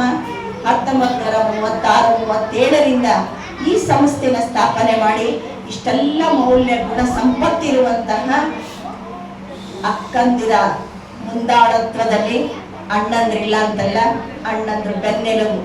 ಈ ದೇಹ ಗಟ್ಟಿಗೆ ನಿಲ್ಬೇಕಂದ್ರೆ ಬ್ಯಾಕ್ ಬೋನ್ ಇರ್ಬೇಕ್ರಿ, ಗೊತ್ತಲ್ವಾ? ಬೆನ್ನು ಮೂಳೆ ಇಲ್ಲ ಅಂದ್ರೆ ನಾವು ನಿಂತ್ಕೊಳ್ಳೋಕೆ ನೆಟ್ಟಗಾಗುತ್ತಾ? ಆಗೋದಿಲ್ಲ. ಅಣ್ಣಂದ್ರು ಬ್ಯಾಕ್ ಬೋನ್ ಇದ್ದಂಗೆ ಅಂತ ಹೇಳ್ತಾರೆ ಪರಮಾತ್ಮ. ಆದ್ರೆ ಮುಂದಾಳತ್ವವನ್ನ ವಹಿಸಿ ಸೇವಾ ಕಾರ್ಯಗಳನ್ನ ಮಾಡ್ತಾ ಕುಟುಂಬ ಪರಿವಾರವನ್ನ ಶ್ರೇಷ್ಠ ಸರ್ಗಮಯ ಜಗತ್ತನ್ನಾಗಿ ನಿರ್ಮಿಸುವಂತಹ ಕಾರ್ಯದಲ್ಲಿ ಕೈಗೂಡಿರುವಂತಹ ಈ ಒಂದು ಸಂಸ್ಥೆ ವಿಶ್ವ ತಾಯಂದಿರ ದಿನವನ್ನ ಆಚರಣೆ ಮಾಡ್ತಾ ಇದೆ. ಅದಕ್ಕೆ ತಾವೆಲ್ಲರೂ ಸಹ ಆಗಮಿಸಿದಿರಿ. ನಾನು ಬಹಳ ಸಮಯ ಇದನ್ನ ತಗೊಂಡಿದ್ದೀನಿ, ದಯಮಾಡಿ ಬೇಜಾರು ಮಾಡ್ಕೋಬೇಡಿ, ಕ್ಷಮಿಸಿ. ಮತ್ತೊಮ್ಮೆ ತಮಗೆಲ್ಲರಿಗೂ ಸಹ ಒಂದು ವಿನಂತಿ, ಇವತ್ತೇನಾದ್ರೂ ಒಂದು ಶುದ್ಧ ಪ್ರತಿಜ್ಞೆ ಮಾಡ್ಕೊಳ್ಬೇಕಲ್ಲ ನಮ್ಮ ಪರಿವರ್ತನೆಗೆ, ಅಥವಾ ಸುಮ್ಮನೆ ಖುಷಿ ಪಟ್ಟು ಚಪ್ಪಾಳೆ ಹಾಕಿ ಹೋಗ್ಬಿಡೋಣ? ಮಾಡ್ಕೊಳ್ಳೋಣ ತಾನೆ? ಯಾಕೋ ಎಲ್ಲರೂ ಹೂ ಅಂತ ಇಲ್ಲ. ಮಾಡೋಣ ಅನ್ನೋದು ಕೈ ಎತ್ತಿ ನೋಡಿ, ಬೇಗ ಮುಗಿಸ್ತೀನಿ. ಧನ್ಯವಾದಗಳು. ಎಂದಿಗೂ ನಾವು ಜಗಳ ಆಡಬಾರ್ದು. ನಾನು ಎಂದಿಗೂ ಅಳುವುದಿಲ್ಲ. ಗಂಡ್ಮಕ್ಳಿಗೆ ಬೇಕಾಳು ಬರುತ್ತಾ, ಹೆಣ್ಮಕ್ಳಿಗೆ ಅಳು ಬರುತ್ತಾ? ಗಂಡ್ಮಕ್ಳು ಆಡ್ತಾರೆ, ನಾವು ಕಾಣಲ್ಲ, ನಾವು ಕಾಣಂಗಿಡ್ತೀವಿ, ಅಷ್ಟೇ ವ್ಯತ್ಯಾಸ. ಅವರಿಗೂ ದುಃಖ ಆಗುತ್ತೆ. ಆದ್ರೆ ನಾವು ಪುಟ್ಟದಕ್ಕೆಲ್ಲ, ಚಿಕ್ಕ ಪುಟ್ಟದಕ್ಕೆಲ್ಲ ಪಟ್ಟಂತ ಕಣ್ಣೀರು ಬಂದ್ಬಿಡುತ್ತ. ನಾವೆಂದಿಗೂ ಏನಾಗಬಾರ್ದು? ಅಳಬಾರ್ದು. ಯಾಕೆ? ನಾವು ದುರ್ಬಲರಲ್ಲ, ನಾವು ಶಿವಶಕ್ತಿಯರು, ಶಿವನಿಂದ ಶಕ್ತಿ ಪಡೆದಂತ ಆತ್ಮ ಜ್ಯೋತಿ ಶಕ್ತಿ ಸ್ವರೂಪಿಣಿಯರು. ಅಲ್ಲಿಂದ ನಾವೇನ್ ಮಾಡಬಾರ್ದು? ಇನ್ಮೇಲೆ ಅಳಲ್ಲ ತಾನೆ? ನೋಡಿ, ಇಲ್ಲಿ ಪ್ರತಿಜ್ಞೆ ಮಾಡಿದ್ದೀರಿ, ಹೊರಗೆ ಹೋಗ್ತಿದ್ದಂಗೆ ಅಳ್ಳೇಬೇಕಂತ ಪರಿಸ್ಥಿತಿ ಬರ್ತದೆ. ಆದ್ರೂ ಏನ್ ಬರಬಾರ್ದು? ಇಷ್ಟು ಪ್ರತಿಜ್ಞೆನ ನನ್ನ ಜೀವನದಲ್ಲಿ ಕೈಗೊಂಡ್ರೆ ನಮ್ಮ ಅಮೃತ ಕಾಂತ ಇರ್ತಾರೆ. ಅವ್ರು ನಿಮ್ಮೆಲ್ಲರ ರಿಸಲ್ಟ್ ಅನ್ನ ನೋಡ್ತಾರೆ. ರಿಸಲ್ಟ್ ಯಾರಿಗೆ ಕೊಡ್ತಾರೆ? ಪರಮಾತ್ಮ ನೋಡ್ತಾ ಇರ್ತಾನೆ. ಪರಮಾತ್ಮ ನಮ್ಮೆಲ್ಲರಿಗೂ ಆ ಶಕ್ತಿನ ಕೊಡ್ಲಿ. ವಿಶ್ವಮಧ್ಯ ತಾಯಿಯ ಸ್ಥಾನವನ್ನ ತಮ್ಗೆಲ್ಲರಿಗೂ ಪರಮಾತ್ಮ ಕರುಣಿಸ್ಲಿ ಅಂತ ಹೇಳ್ತಾ, ಮತ್ತೊಮ್ಮೆ ಇಷ್ಟು ಸಹನೆಯಿಂದ ತಾವೆಲ್ಲ ಕುಳಿತು ಕೇಳಿದ್ದಕ್ಕೆ ಹೃತ್ಪೂರ್ವಕವಾದಂತಹ ಧನ್ಯವಾದಗಳನ್ನು ಅರ್ಪಿಸ್ತಾ, ಮತ್ತೊಮ್ಮೆ ತಮಗೆಲ್ಲರಿಗೂ ಸಹ ವಿಶ್ವ ತಾಯಂದಿರ ದಿನದ ಹೃತ್ಪೂರ್ವಕವಾದಂತಹ ಶುಭಾಶಯಗಳು. ಪರಮಪಿತ, ಪರಮ ಶಿಕ್ಷಕ, ಪರಮ ಸದ್ಗುರುವಿನ ಸುಂದರ ಮಡಿಲಿನಲ್ಲಿ ಇದ್ದು ಸರ್ವರಿಗೂ ತಾಯಿಯಾಗಿ ಮಾಡುತ್ತಿರುವ ಲಾಲನೆ ಪಾಲನೆ ಕೊಡುತ್ತಿರುವ ಪರಮಾತ್ಮನನ್ನು ಮನ ಮಂದಿರದಲ್ಲಿ ಸ್ಮರಿಸಿಕೊಳ್ಳುತ್ತಾ ಈ ವೇದಿಕೆಗೆ ಮೊದಲು ಶಿವ ಪರಮಾತ್ಮನಿಗೆ ಸ್ವಾಗತ ಸ್ವಾಗತ ಸುಸ್ವಾಗತ. ಹಾಗೂ ರಾಜಯೋಗಿನಿ ಬ್ರಹ್ಮಕುಮಾರಿ ಗಂಗಾಂಬಿಕಾ ಅಕ್ಕನವರು ಸಂಚಾಲಕರು, ಈಶ್ವರೀಯ ವಿಶ್ವವಿದ್ಯಾಲಯ ಮುಂಡ್ಗೋಡು, ಇವರಿಗೂ ಸಹ ಈಶ್ವರೀಯ ವಿಶ್ವವಿದ್ಯಾಲಯದಿಂದ ತುಂಬು ಹೃದಯದ ಶುಭ ಸ್ವಾಗತ ಶುಭ ಸ್ವಾಗತ. ಎಲ್ಲರಿಗೂ ಸಹ ಸ್ವಾಗತ ಸುಸ್ವಾಗತ ಶುಭ ಸ್ವಾಗತ.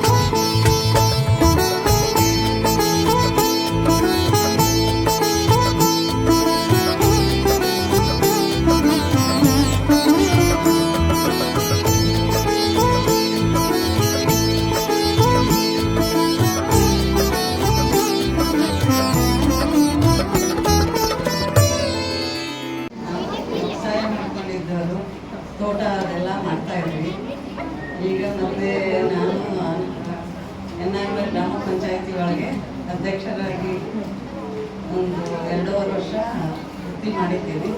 ಆದರೆ ಅದರಲ್ಲಿ ನನ್ನ ಮಗವರು ಭಾಗಿಯಾಗಿದ್ದರು. ಮತ್ತು ಎಲ್ಲ ನಮ್ಮ ಮಗನೇ ನೋಡ್ಕೊತಾ ಇದ್ದರು.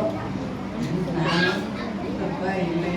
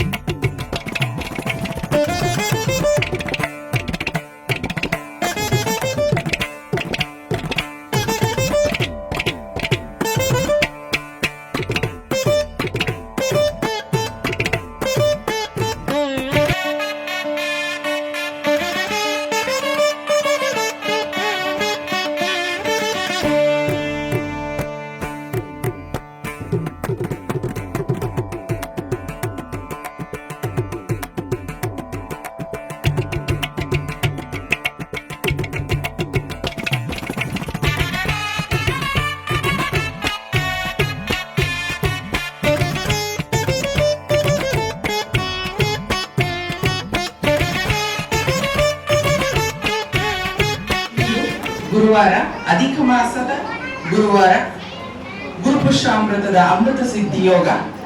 ಇಂತಹ ಒಂದು ಸುದಿನದಲ್ಲಿ ಮಾತೃತ್ವ ದಿನಾಚರಣೆ, ನಾನಿದು ಬರೀ ಮಾತೆಯರ ದಿನಾಚರಣೆ ಅಂತ ಹೇಳಲಿಕ್ಕೆ ಅಷ್ಟು ಒಪ್ಪೋದಿಲ್ಲ. ಮಾತೃತ್ವ ಎಲ್ಲರ ಹತ್ರ, ಗಂಡಸರಲ್ಲೂ ಇರ್ಬೋದು ಈ ಮಾತೃತ್ವ ಅಲ್ವಾ? ಬರೀ ಹೆತ್ತವಳು ಮಾತ್ರ ತಾಯಿ ಅಲ್ಲ.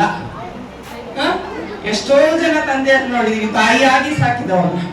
ಹಾಗಾಗಿ ಮಾತೃತ್ವದ ದಿನಾಚರಣೆಯ ಈ ಶುಭ ದಿನದಂದು ಇಲ್ಲೆಲ್ಲ ನಮ್ಗೆ ಸೇರಿಸಿ ಒಂದು ಕಾರ್ಯಕ್ರಮ ಮಾಡ್ತಾ ಇರುವಂತಹ ಅನಂತನಗರದ ಬ್ರಹ್ಮಕುಮಾರೀಸ್ ಅವರಿಗೆ, ಮತ್ತೆ ಇಷ್ಟೊತ್ತು ನಮ್ಮನ್ನೆಲ್ಲ ಒಂದು ಸರಿದಾರಿಗೆ ವಿಕೃತಿಯೇ ಮೆರೆದಿರುವಂತಹ ಇಂದಿನ ಸಮಾಜದಲ್ಲಿ ಇವರು ಹೇಳಿದಂತಹ ಒಂದು ಮೋಕ್ಷ ಮಾರ್ಗ, ಜೀವನ್ಮುಕ್ತರು ಅಂತ ನಾವೇನ್ ಹೇಳ್ತೀವಿ, ಅವರೆಲ್ಲ ಒಳ್ಳೇದು ಹೇಳಿದ್ರು. ಅದು ಇಂದು ಅಗತ್ಯವಿರುವ ಎಲ್ಲ ನಡತೆಗಳನ್ನ ನಾವು ಅಳವಡಿಸ್ಕೋಬೇಕು. ಸಮಾಜದ ಸ್ವಾಸ್ಥ್ಯವನ್ನ ತಿದ್ದುವಲ್ಲಿ ಇಂದು ನಮ್ಮ ಬ್ರಹ್ಮಕುಮಾರೀಸ್ ಸಂಸ್ಥೆಗಳು, ಕೇಂದ್ರಗಳೇನಿವೆ, ಬಹು ಮುಖ್ಯವಾದ ಕೆಲಸವನ್ನ ಮಾಡ್ತಾ ಇದ್ದಾರೆ. ನಾನು ಇದರಿಂದ ಬ್ರಹ್ಮಕುಮಾರಿ ಒಡನಾಟ ನಂಗೆ ಚಿಕ್ಕವರಿದ್ದಾಗಿನಿಂದ ಇದೆ. ನನ್ನ ಚಿಕ್ಕಪ್ಪನವರು ಅದರದ್ದು ಫಾಲೋವರ್ ಇದ್ದಾರೆ. ಹೀಗಾಗಿ ನಾನು ದೆಹಲಿಯಲ್ಲಿ ಕೂಡ ನಿಮ್ಮ ಸಂಸ್ಥೆಗೆ ಭೇಟಿ ನೀಡಿದ್ದೀನಿ, ಹೋಗಿದ್ದೀನಿ, ನೋಡಿದ್ದೀನಿ.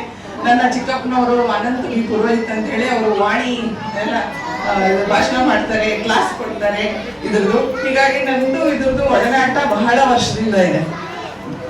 ಹಾಗಾಗಿ ನನಗನ್ಸೋದೇನು, ಸಮಾಜದ ಸ್ವಾಸ್ಥ್ಯವನ್ನ ಕಾಪಾಡಲಿಕ್ಕೆ ಇಂತಹ ಕೇಂದ್ರಗಳು, ಅದು ಬ್ರಹ್ಮಕುಮಾರಿನೇ ಆಗಿರ್ಬೋದು, ಮತ್ತೊಂದೇ ಆಗಿರ್ಬೋದು, ಇಂದು ನಮಗೆ ಅಗತ್ಯವಾಗಿರೋದು ಸಮಾಜದ ಸ್ವಾಸ್ಥ್ಯ. ಅದರಲ್ಲಿ ಮುಖ್ಯವಾದ ಪಾತ್ರ ವಹಿಸೋಳು ಮಾತೆ, ತಾಯಿ. ಮನೆಯೇ ಮೊದಲು ಪಾಠ ಶಾಲೆ, ಜನನಿ ತಾನೇ ಮೊದಲ ಗುರು ಅಂತ ಹೇಳ್ತೀವಿ ನಾವು. ಹಾಗಾಗಿ ಇಂದಿನ ಈ ಕಾರ್ಯಕ್ರಮ ಮಾತೃತ್ವದ ದಿನಾಚರಣೆ ಬಹು ಪ್ರಾಮುಖ್ಯತೆಯನ್ನ ಪಡೆದಿದೆ. ಇಂಥ ಒಂದು ಸುಯೋಗವನ್ನ ಕಲ್ಪಿಸಿಕೊಟ್ಟಂತಹ ನಮ್ಮ ಅನಂತನಗರದ ಬ್ರಹ್ಮಕುಮಾರಿ ಕೇಂದ್ರದವರಿಗೆ ಮತ್ತೊಮ್ಮೆ ನಾನು ಹಾರ್ದಿಕವಾಗಿ ಅಭಿನಂದಿಸಿ, ಎಲ್ಲರಿಗೂ ಹೊಟ್ಟೆ ತಾಳ ಹಾಕ್ತಾ ಇರ್ಬೋದು, ಅದಕ್ಕೆ ನಾನು ಇಷ್ಟರಲ್ಲೇ ಮುಗಿಸಿ. ಯಾಕಂದ್ರೆ ನಾವು 1 ಗಂಟೆ ಪಾಠ ಮಾಡೋರು, ಅಲೈನ್ಸ್ ಯೂನಿವರ್ಸಿಟಿಯಲ್ಲಿ ಪ್ರೊಫೆಸರ್. ಹೀಗಾಗಿ ಇಲ್ಲಿಗೆ ನಾನು ಮುಕ್ತಾಯಗೊಳಿಸ್ತೇನೆ. ಈ ಒಂದು ದಿನವನ್ನ ಸುದೀರ್ಘವಾಗಿ ಮಾಡಿದಂತಹ ಗುರುವಾರದ ದಿನಕ್ಕೆ ಗುರುವಾರದ ದಿನಕ್ಕೆ ಒಂದು ಅರ್ಥವನ್ನ ಸಾರ್ಥಕ್ಯವನ್ನ ತಂದುಕೊಟ್ಟು ಇಂಥ ಕಾರ್ಯಕ್ರಮವನ್ನ ಇಂದ ಮಾಡಿರುವುದಕ್ಕೆ ತುಂಬಾ ತುಂಬಾ ಧನ್ಯವಾದಗಳು, ಅಭಿನಂದನೆ. ನಾವು ಮಾರ್ಚ್ 8ರಂದು ಆಚರಣೆಯನ್ನು ಮಾಡ್ತೀವಿ. ಇದು ಈ ವರ್ಷದಲ್ಲಿ ನಾನು ನೋಡ್ತಾ ಇರೋ ಹಾಗೆ ಪ್ರತಿ ತಿಂಗಳು ಸಹ ನಡೀತಾ ಬರ್ತಾ ಇದೆ. ಹೋದ್ವಾರಲ್ಲೂ ಸಹ ಒಂದು ಮಹಿಳಾ ದಿನಾಚರಣೆಗೆ ನಾವು ಹೋಗಿ ಬಂದ್ವಿ. ಇದೇ ಫಸ್ಟ್ ಟೈಮ್ ನನಗೆ ಅನುಭವ ಆಗ್ತಾ ಇರೋದು. ಯಾಕಂದ್ರೆ ಮಾರ್ಚ್ ತಿಂಗಳಲ್ಲಿ ಮಾತ್ರ ಮಹಿಳಾ ದಿನಾಚರಣೆ ಆಚರಿಸೋದಕ್ಕೆ ನಾನು ಪ್ರೋಗ್ರಾಮ್ ಅಟೆಂಡ್ ಮಾಡ್ತಾ ಇದ್ವಿ. ಈ ವರ್ಷದಲ್ಲಿ ನಾನು ಪ್ರತಿ ತಿಂಗಳಲ್ಲೂ ಮಾಡ್ತಾ ಇರೋದನ್ನ ನಾನು ನೋಡ್ತಾ ಇದ್ದೀನಿ. ಹಾಗಾಗಿ ನಾವು ಮಾರ್ಚ್ 8ರಂದು ಮಾತ್ರ ಸೀಮಿತ ಅಲ್ಲ, 365 ದಿನಗಳು ಸಹ ಮಹಿಳಾ ದಿನಾಚರಣೆಯಾಗಿ ನಾವು ಆಚರಣೆಯನ್ನ ಮಾಡ್ಕೋಬೇಕಾಗ್ತದೆ. ಯಾಕಂದ್ರೆ ನಾನು ಇಲ್ಲಿ ಈಗ ಇದ್ದೀನಿ ಅಂದ್ರೆ ಕುಮಾರಿಯ ಅಮ್ಮನವರ ಆಶೀರ್ವಾದ, ಶಿವನ ಆಶೀರ್ವಾದದಿಂದ. ಯಾಕಂದ್ರೆ ಈ 25 ವರ್ಷ ಕಳೆದ 25 ವರ್ಷದ ಹಿಂದೆ ನಾನು ಸಹ ಸ್ವಲ್ಪ ಮಾನಸಿಕವಾಗಿ ನನ್ನ ಚಿಕ್ಕ ತಮ್ಮ ತೀರ್ಕೊಂಡಾಗ ತುಂಬಾ ಡಿಪ್ರೆಷನ್ಗೆ ಹೋಗಿದ್ದೆ. ಆಗ ಚಂದಾಪುರದಲ್ಲಿ ಈ ಬ್ರಹ್ಮಕುಮಾರಿ ಆಶ್ರಮದವರು ನಮ್ಮ ಮನೆ ಹತ್ರನೇ ಇದ್ರು. ಅಲ್ಲಿ ಹೋಗಿ ನಾನು ನಿಜವಾಗ್ಲೂ ನಾನು ಇಲ್ಲಿ ನಿಂತಿದ್ದೀನಿ ಅಂದ್ರೆ ಅವರ ಆಶೀರ್ವಾದದಿಂದನೇ, ಆ ತಾಳ್ಮೆ, ಆ ಭಕ್ತಿ, ಇದರಿಂದ ನನಗೆ ಸಿಕ್ತು ಅಂತ ನಾನು ಹೇಳಲಿಕ್ಕೆ ಇಚ್ಛೆ ಪಡ್ತೇನೆ.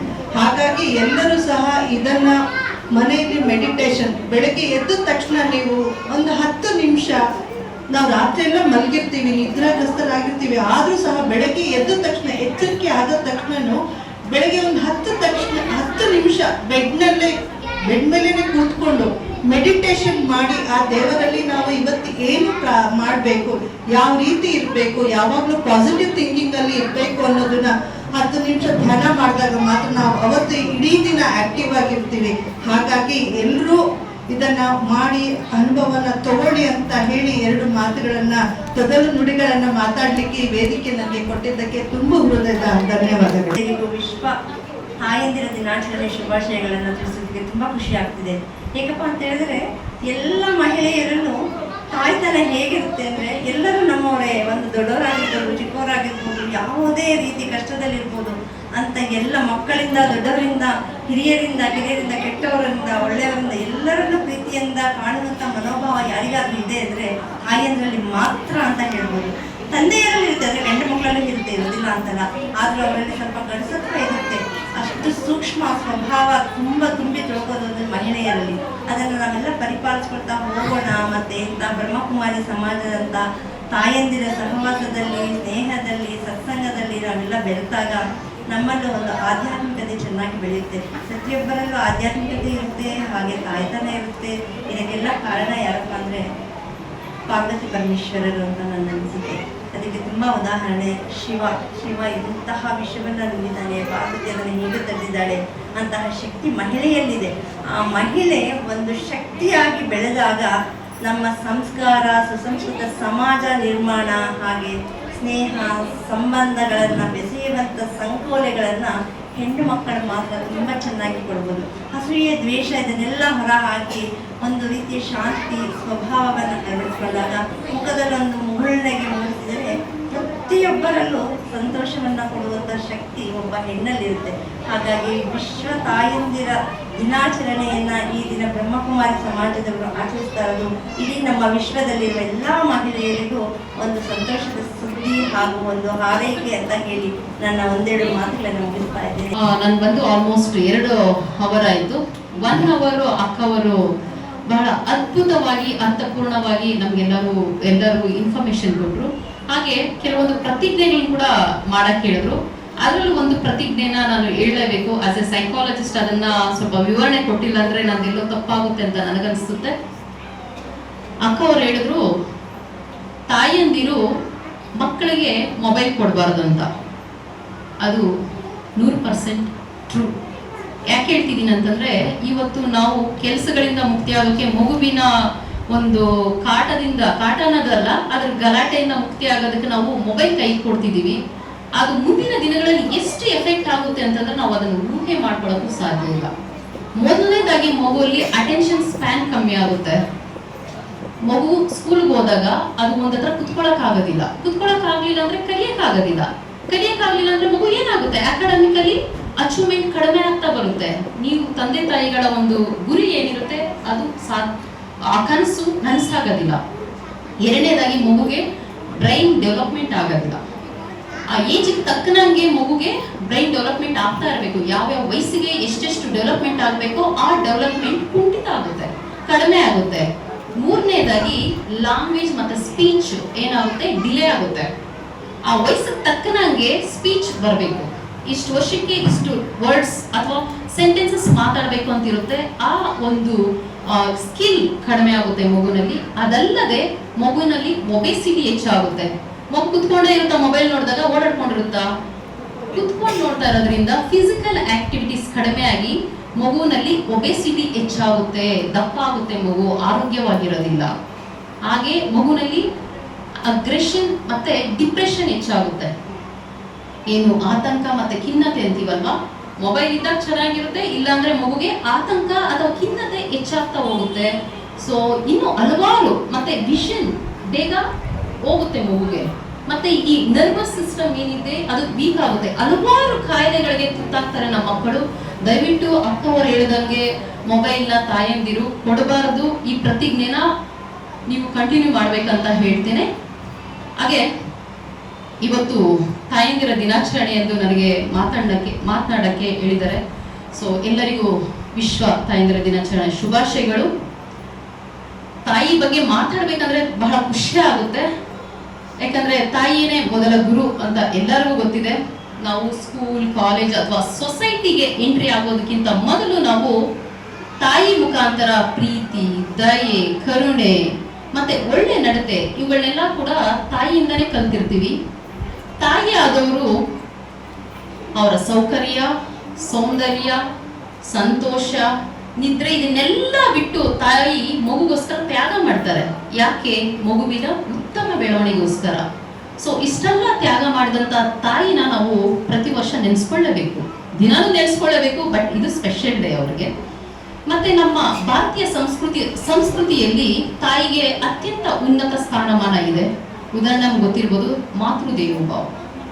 ತಾಯಿ ದೇವರ ಸಮಾನ ಅಥವಾ ತಾಯಿಯೇ ದೇವರು, ನಮ್ಗೆಲ್ಲ ಗೊತ್ತಿದೆ.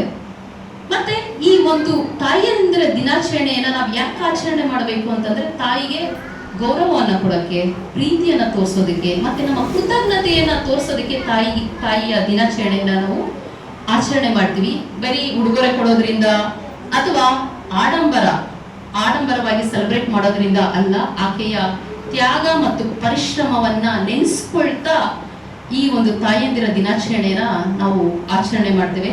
ಇವತ್ತಿನ ದಿನಗಳಲ್ಲಿ ತಾಯಿಯಾದವರು 2 ರೋಲ್ ಮಾಡ್ತಾ ಇದ್ದಾರೆ.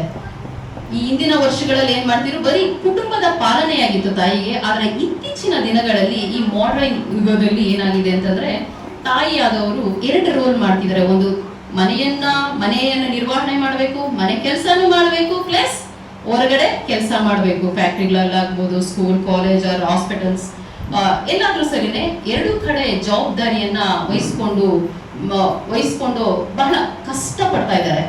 ಸೊ ಇದನ್ನೆಲ್ಲ ಏನು ಸಮಾಜ ಅಥವಾ ಸರ್ಕಾರ ತಾಯಿಯ ಆರೋಗ್ಯನ ಕಾಪಾಡಬೇಕು. ಅದರಲ್ಲಿ 2 ಮಾತಿಲ್ಲ. ನಮ್ಗೆಲ್ಲ ಗೊತ್ತಿದೆ, ನಮ್ಮ ಸಂವಿಧಾನದಲ್ಲಿ ಆರ್ಟಿಕಲ್ 42 ಏನ್ ಹೇಳುತ್ತೆ, ತಾಯಿಯ ಆರೈಕೆಯನ್ನ ಮಾಡೋಕ್ಕೆ ವ್ಯವಸ್ಥೆ ಮಾಡಿಕೊಡ್ಬೇಕು ಅಂತಿದೆ. ಹಾಗೆ ಮೆಟರ್ನಿಟಿ ಬೆನಿಫಿಟ್ ಆಕ್ಟ್ 1961 ಹೇಳೋ ಹಾಗೆ ತಾಯಿಯಾದವರಿಗೆ ಕೆಲಸ ಮಾಡ್ತಾ ಇರ್ತಾರೋ ಅವರಿಗೆ ಹೆರಿಗೆ ರಜೆಯನ್ನು ಕೊಡಬೇಕು, ಮತ್ತೆ ಕಾನೂನು ರಕ್ಷಣೆಯನ್ನು ಕೊಡಬೇಕು ಅಂತಿದೆ. ಈ ಒಂದು ಸಂದರ್ಭದಲ್ಲಿ ನಾವೆಲ್ಲ ಒಬ್ಬರು ಮಹಾನ್ ವ್ಯಕ್ತಿಯನ್ನ ನೆನೆಸ್ಕೊಳ್ಳಬೇಕಾಗಿದೆ. ಅವರು ಡಾಕ್ಟರ್ BR ಅಂಬೇಡ್ಕರ್ ಅವರು. ಯಾಕೆ ಅಂತಂದ್ರೆ, ಅವರು ತಾಯಂದಿರಿಗೋಸ್ಕರ, ಹೆಣ್ಣು ಮಕ್ಕಳಿಗೋಸ್ಕರ ಹಲವಾರು ರೀತಿಯಾದಂತಹ ಹಕ್ಕುಗಳನ್ನ ಹೋರಾಟ ಮಾಡಿದ್ದಾರೆ. ಮತ್ತೆ ಕಾರ್ಮಿಕರ ಕಲ್ಯಾಣಕ್ಕಾಗಿ, ಹಾಗೆ ಈ ದುಡಿಮೆ ವರ್ಗದ ಮಹಿಳೆಯರ ಗೌರವಕ್ಕಾಗಿ ಬಹಳಷ್ಟು ಸ್ಟ್ರಾಂಗ್ ಆಗಿ ಹೋರಾಟ ಮಾಡಿದಂತಹ ಮಹಾನ್ ಚೇತನ. ಅಂತವರು ಇದ್ದಿದ್ರಿಂದನೇ ಇವತ್ತು ನಮಗೆ ಕಾನ್ಸ್ಟಿಟ್ಯೂಷನಲ್ ರಕ್ಷಣೆ, ಸಂವಿಧಾನಿಕ ರಕ್ಷಣೆ, ಏನು ಆರೋಗ್ಯದ ಬೆನಿಫಿಟ್ಸ್ ಆಗಿರಬಹುದು, ಹಾಗೆ ಹಲವಾರು ಮಹಿಳೆಯರಿಗೆ ಬೆನಿಫಿಟ್ ಸಿಕ್ಕಿರೋದು ಇಂತಹ ಮಹನೀಯರಿಂದ ಅಂತ ಹೇಳಕ್ ಇಷ್ಟಪಡ್ತೀನಿ. ಕೊನೆಯದಾಗಿ ನಮಗೆ ತಾಯಿಯಿಂದನೇ ಎಲ್ಲ ಕಲ್ತಿರೋದು. ನಾವು ಆಗ್ಲೇ ಹೇಳ್ದಂಗೆ ದಯೆ, ಪ್ರೀತಿ, ಕರುಣೆ, ಒಳ್ಳೆಯ ನಡವಳಿಕೆ ಇವೆಲ್ಲ ಕೂಡ ನಾವು ಮೊದಲು ತಾಯಿಯಿಂದನೇ ಕಲಿತೀವಿ. ಹಾಗೆ ಪ್ರತಿಯೊಂದು ವ್ಯಕ್ತಿ ಹಿಂದೆ ಒಬ್ರು ತಾಯಿ ಇದ್ದೇ ಇರ್ತಾರೆ. ಆಕೆಯ ಮಾರ್ಗದರ್ಶನ ಮತ್ತೆ ತ್ಯಾಗ ನಾವೆಲ್ಲರೂ ನೆನೆಸ್ಕೊಳ್ಳೇಬೇಕು. ಸೊ ಹಾಗಾಗಿ ನಾವು ಇವತ್ತಿನ ದಿನ ಒಂದು ಪ್ರತಿಜ್ಞೆ ಮಾಡೋಣ. ಎಲ್ಲ ಅಕ್ಕಂದಿರು ಆಲ್ರೆಡಿ ಬ್ರಹ್ಮಕುಮಾರಿ ಈ ಒಂದು ಆಶ್ರಯದಲ್ಲಿರುವಂತವ್ರು ಎಲ್ಲರಿಗೂ ತಾಯಿಯ ಇಂಪಾರ್ಟೆನ್ಸ್ ಗೊತ್ತಿರುತ್ತೆ. ಎಷ್ಟೋ ಜನ ಸಾಮಾನ್ಯ ಜನತೆಗೆ ನಮ್ಮಂತವರಿಗೆ ತಾಯಿಯ ಪ್ರಾಮುಖ್ಯತೆ ಗೊತ್ತಿರುತ್ತೆ, ಆದ್ರೂ ಕೂಡ ಎಲ್ಲೋ ಒಂದತ್ರ ಹೇಳುತ್ತಾ ಇರ್ತೀವಿ. ಸೊ ಇವತ್ತಿನ ಈ ಒಂದು ಅದ್ಭುತವಾದ ದಿನದಂದು ತಾಯಿಯ ದಿನಾಚರಣೆ ಎಂದು ಎಲ್ಲರೂ ಪ್ರತಿಜ್ಞೆ ಮಾಡೋಣ. ತಾಯಿಯಂದಿರಿಗೆ ಗೌರವ ಕೊಡೋಣ, ತಾಯಿಯಂದಿರನ್ನ ಬಹಳ ಕಾಳಜಿಯಿಂದ ನಡೆಸ್ಕೊಳ್ಳೋಣ, ಸೌಮ್ಯವಾಗಿ ನಡೆಸ್ಕೊಳ್ಳೋಣ, ಮತ್ತೆ ನಮ್ಮ ಒಳ್ಳೆ ಕೆಲಸಗಳಿಂದ ತಾಯಿಯನ್ನ ಹೆಮ್ಮೆ ಪಡಿಸೋಣ. ಹಾಗೆ ಬೇರೆ ತಾಯಿಯಂದಿರನ್ನ ಕೂಡ ನಾವು ಗೌರವಿಸೋಣ. ಎಲ್ಲರೂ ಒಂದೇನೆ, ಯಾಕಂತಂದ್ರೆ ತಾಯಿ ಇಲ್ಲದೆ ನಾವ್ ಯಾರು ಇಲ್ಲ. ಕೊನೆಯದಾಗಿ ಏನ್ ಹೇಳಕ್ ಇಷ್ಟಪಡ್ತೀನಿ ಅಂದ್ರೆ, ತಾಯಿಯ ತಲೆ ಮೇಲೆ ಕಿರೀಟ ಇಲ್ಲ. ಯಾರಿಗಾದ್ರೂ ಇದೆಯಾ? ಇಲ್ಲ. ನಾನು ಕೂಡ ತಾಯಿ, ನನ್ನ ತಲೆ ಮೇಲೆ ಕೂಡ ಕಿರೀಟ ಇಲ್ಲ. ಆದ್ರೆ ಪ್ರತಿ ಮನೆಗೂ ಕೂಡ ತಾಯಿನೇ ರಾಣಿಯಾಗಿರ್ತಾಳೆ ಅಂತ ಹೇಳ್ತಾ ನನ್ನ ಮಾತುಗಳನ್ನ ಬಹಳ 2 ನಿಮಿಷ ಅಂತಂದ್ರು ಬಹಳ ನಿಮಿಷ ತಗೊಂಡಿದ್ದೀನಿ. ನನಗೆ ಮಾತನಾಡೋಕ್ಕೆ ಅವಕಾಶ ಮಾಡಿಕೊಟ್ಟಂತಹ ಬ್ರಹ್ಮಕುಮಾರಿ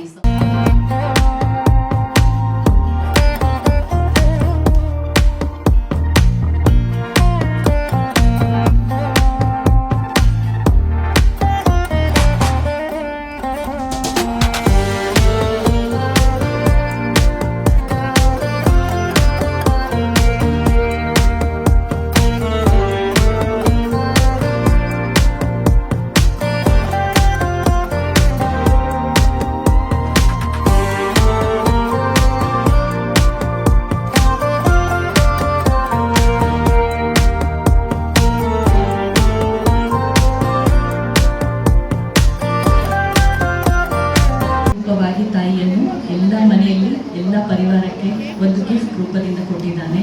ಸೊ ತಮ್ಮೆಲ್ಲರಿಗೂ ವಂದೇ ಮಾತರಂ, ವಂದೇ ಮಾತರಂ, ವಂದೇ ಮಾತರಂ.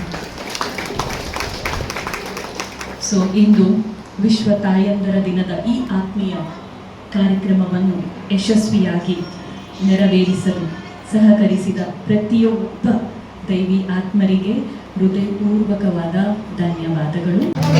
ಹೇಳಿ ಇದ್ರೆ ಅವರು ಕೂಡ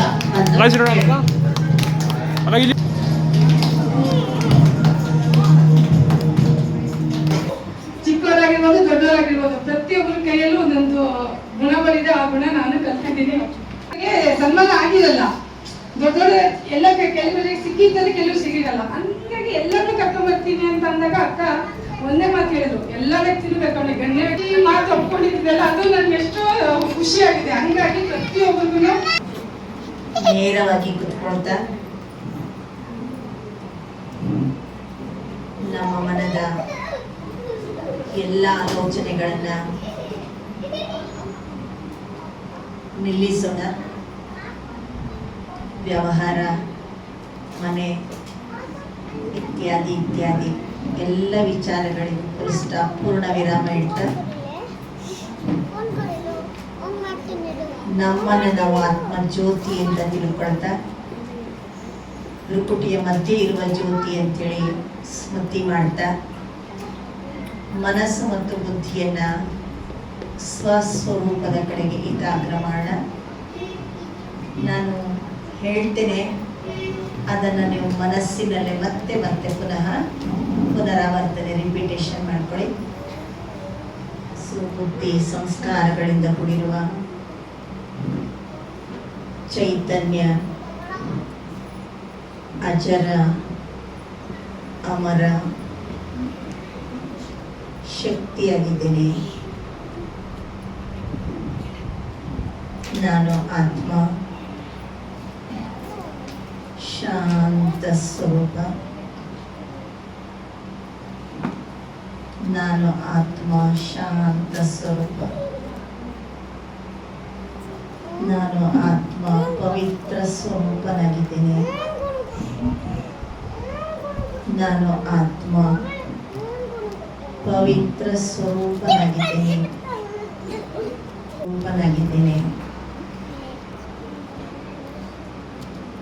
ನಾನು ಆತ್ಮ, ಸುಖ ಸ್ವರೂಪನಾಗಿದ್ದೇನೆ.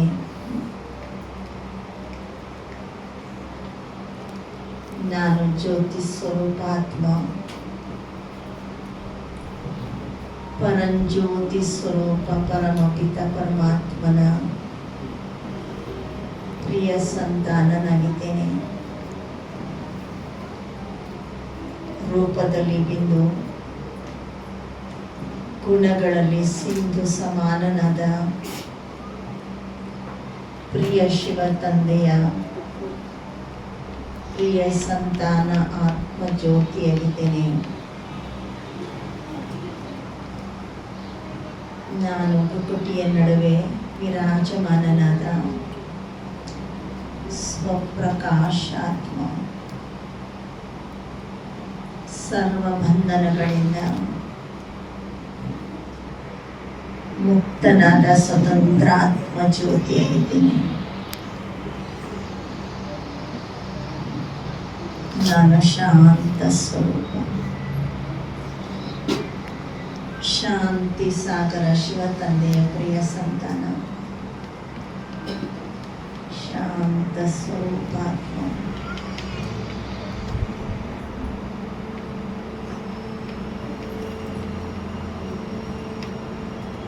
ಓಂ ಶಾಂತಿ, ಓಂ ಶಾಂತಿ, ಓಂ ಶಾಂತಿ. ಓಂ ಶಾಂತಿ, ಓಂ ಶಾಂತಿ, ಓಂ ಶಾಂತಿ. ಮಾತೆಯರ ಈ ದಿನದಂದು ನನ್ನ ಲೌಕಿಕ ತಾಯಿಯವರಿಗೂ ನಾನು ವಂದನೆಗಳನ್ನು ಅರ್ಪಿಸ್ತೇನೆ, ಅವರ ಕೃತಜ್ಞತೆಗಳನ್ನು ಅರ್ಪಿಸ್ತೇನೆ. ಮತ್ತು ನನ್ನ ಅಲೌಕಿಕ ತಾಯಿಯಾದ ಪದ್ಮಾಬೇಂಜಿಯವರಿಗೂ ಸಹ ನಾನು ಈ ಮಾತೆಯರ ದಿನದಂದು ನನ್ನ ಕೃತಜ್ಞತಾಪೂರ್ವಕ ವಂದನೆಗಳನ್ನು ತಿಳಿಸ್ತೇನೆ. ನಾನು ತುಂಬ ಪದ್ಮಾಬೇಂಜಿ ಅಂತ ಬಂದರೆ ನಾನು ತುಂಬ ಭಾವುಕಳಾಗ್ತೇನೆ. ನಾನಿವತ್ತು ಈ ಸ್ಥಾನದಲ್ಲಿ ನಿಂತ್ಕೊಂಡು ಮಾತಾಡ್ತಾ ಇದ್ದೀನಿ, ಮತ್ತು ನಾನು ಒಬ್ಬ ತಾಯಿಯಾಗಿ ಮನೆಯಲ್ಲಿ ಇದ್ದೀನಿ ಅಂದರೆ ಅದಕ್ಕೆ ಕಾರಣ ಪದ್ಮಾಬೇಂಜಿಯವರು ಅಂತ ಹೇಳೋದಕ್ಕೆ ತುಂಬ ಇಷ್ಟಪಡ್ತೀನಿ. ನನಗೆ ಏನು ಹೇಳಬೇಕೋ ನನಗೆ ಗೊತ್ತಾಗ್ತಾ ಇಲ್ಲ. ಅಮೃತಕ್ಕನವ್ರನ್ನ ಇಲ್ಲಿ ಕಳಿಸ್ದವಾಗ, ಅಮ್ಮ ಅವ್ರು ನಿಮ್ಮ ಮಗಳು ಚೆನ್ನಾಗಿ ನೋಡ್ಕೊಳ್ಳಿ, ಚಿಕ್ಕ ಮಗು ಅವ್ರನ್ನ ಗಮನಿಸ್ಕೊಳ್ಳಿ ಅಂತೇಳಿ ತುಂಬ ಹೇಳ್ತಾಯಿದ್ರು ಪದ್ಮಾಬೇಂಜಿ. ಆದರೆ ಇವತ್ತು ಅವರೇ ದೊಡ್ಡ ತಾಯಿಯಾಗಿ, ಇಷ್ಟು ಜನಗಳಿಗೆ ತಾಯಿಯಾಗಿ ಈ ಸೇವಾ ಕೇಂದ್ರವನ್ನು ನಡೆಸ್ತಾ ಇದ್ದಾರೆ. ಅವರನ್ನು ನಿಮಿತ್ತವಾಗಿ ಇಲ್ಲಿ ಕಳಿಸಿದಂತಹ ಶಿವ ಪರಮಾತ್ಮನಿಗೂ ಮತ್ತು ಪದ್ಮಾಬೇಂಜಿಯವರಿಗೂ ನನ್ನ ಕೃತಜ್ಞತೆಗಳನ್ನು ತಿಳಿಸ್ತೇನೆ. ಮತ್ತು ನಾವು ಇಲ್ಲಿ ಬಂದು ಸೇವೆ ಮಾಡಲಿಕ್ಕೆ ಒಂದು ತಾಯಿ ಮಮತೆಯನ್ನು ನಮ್ಮಲ್ಲಿ ತುಂಬಿದ ಈ ಶಿವನ ಈಶ್ವರೀಯ ಸಂಸ್ಥೆಗೂ ಸಹ ನನ್ನ ಕೃತಜ್ಞತೆಗಳನ್ನು ತಿಳಿಸ್ತೇನೆ. ನಾನೊಬ್ಬ ವ್ಯಕ್ತಿಯಾಗಿ ಇವತ್ತಿಲ್ಲಿ ನಿಂತ್ಕೊಂಡಿದ್ದೇನೆ ಅಂದರೆ ಅದಕ್ಕೆ ಈಶ್ವರೀಯ ವಿಶ್ವವಿದ್ಯಾಲಯ ಕಾರಣ. ಒಂದು ದೊಡ್ಡ ಅದ್ಭುತ ಶಕ್ತಿ. ನಾವು ಚಿಕ್ಕವರಿರುವಾಗ ನಾವು ನಡೆಯುವಾಗ ಅಮ್ಮ ಕೈ ಹಿಡಿಯುತ್ತಾಳೆ. ದೊಡ್ಡವರಾದ ಮೇಲೆ ಜೀವನದಲ್ಲಿ ನಾವು ಬೀಳುವ ಸಮಯದಲ್ಲಿ ಆ ಅಮ್ಮನ ಆಶೀರ್ವಾದ ನಮ್ಮನ್ನು ಎದ್ದೇಳಿಸುತ್ತದೆ. ಮತ್ತು ನಾವು ಮನೆಯಲ್ಲಿ ಏನಾದರೂ ಸಿಗದೇ ಇದ್ದಾಗ ಅಮ್ಮನ ಹತ್ರ ಕೇಳುತ್ತೇವೆ, ಅಮ್ಮ ಮೊಬೈಲಲ್ಲಿ, ಅಮ್ಮ ಕೀಯಲ್ಲಿ, ಅಮ್ಮ ಪ್ಯಾಂಟಲ್ಲಿ. ಯಾಕಂದರೆ ಅಮ್ಮ ಇದ್ರೆ ಯಾವುದೇ ಏನು ಟೆನ್ಷನ್ನೇ ಇಲ್ಲ. ಯಾಕಂದರೆ ಅಮ್ಮನಿಗೆ ಎಲ್ಲ ಗೊತ್ತು.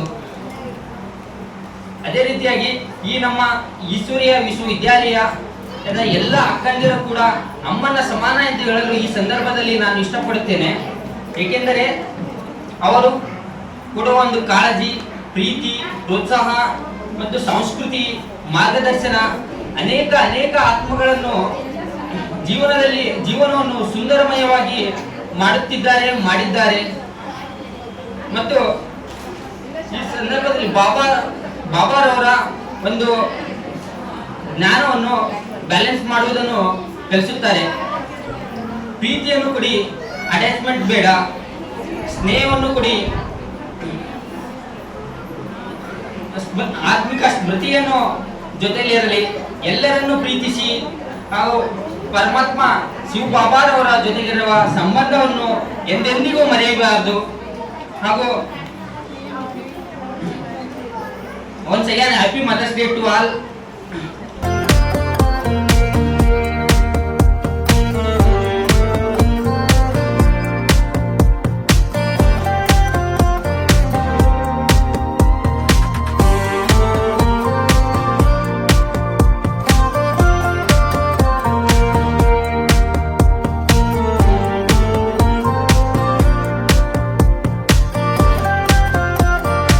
ಅನಂತನಗರದ ಸೇವಾ ಕೇಂದ್ರದಲ್ಲಿ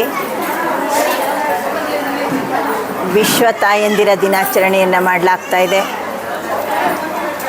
ಆ ಒಂದು ತಾಯಂದಿರ ದಿನಾಚರಣೆಯ ಪ್ರಯುಕ್ತ ವಿಶ್ವದ ಎಲ್ಲ ತಾಯಂದಿರಿಗೆ, ನಮ್ಮ ಭಾರತದ ಎಲ್ಲ ತಾಯಂದಿರಿಗೆ ಈಶ್ವರೀಯ ವಿಶ್ವವಿದ್ಯಾಲಯದ ಪರವಾಗಿ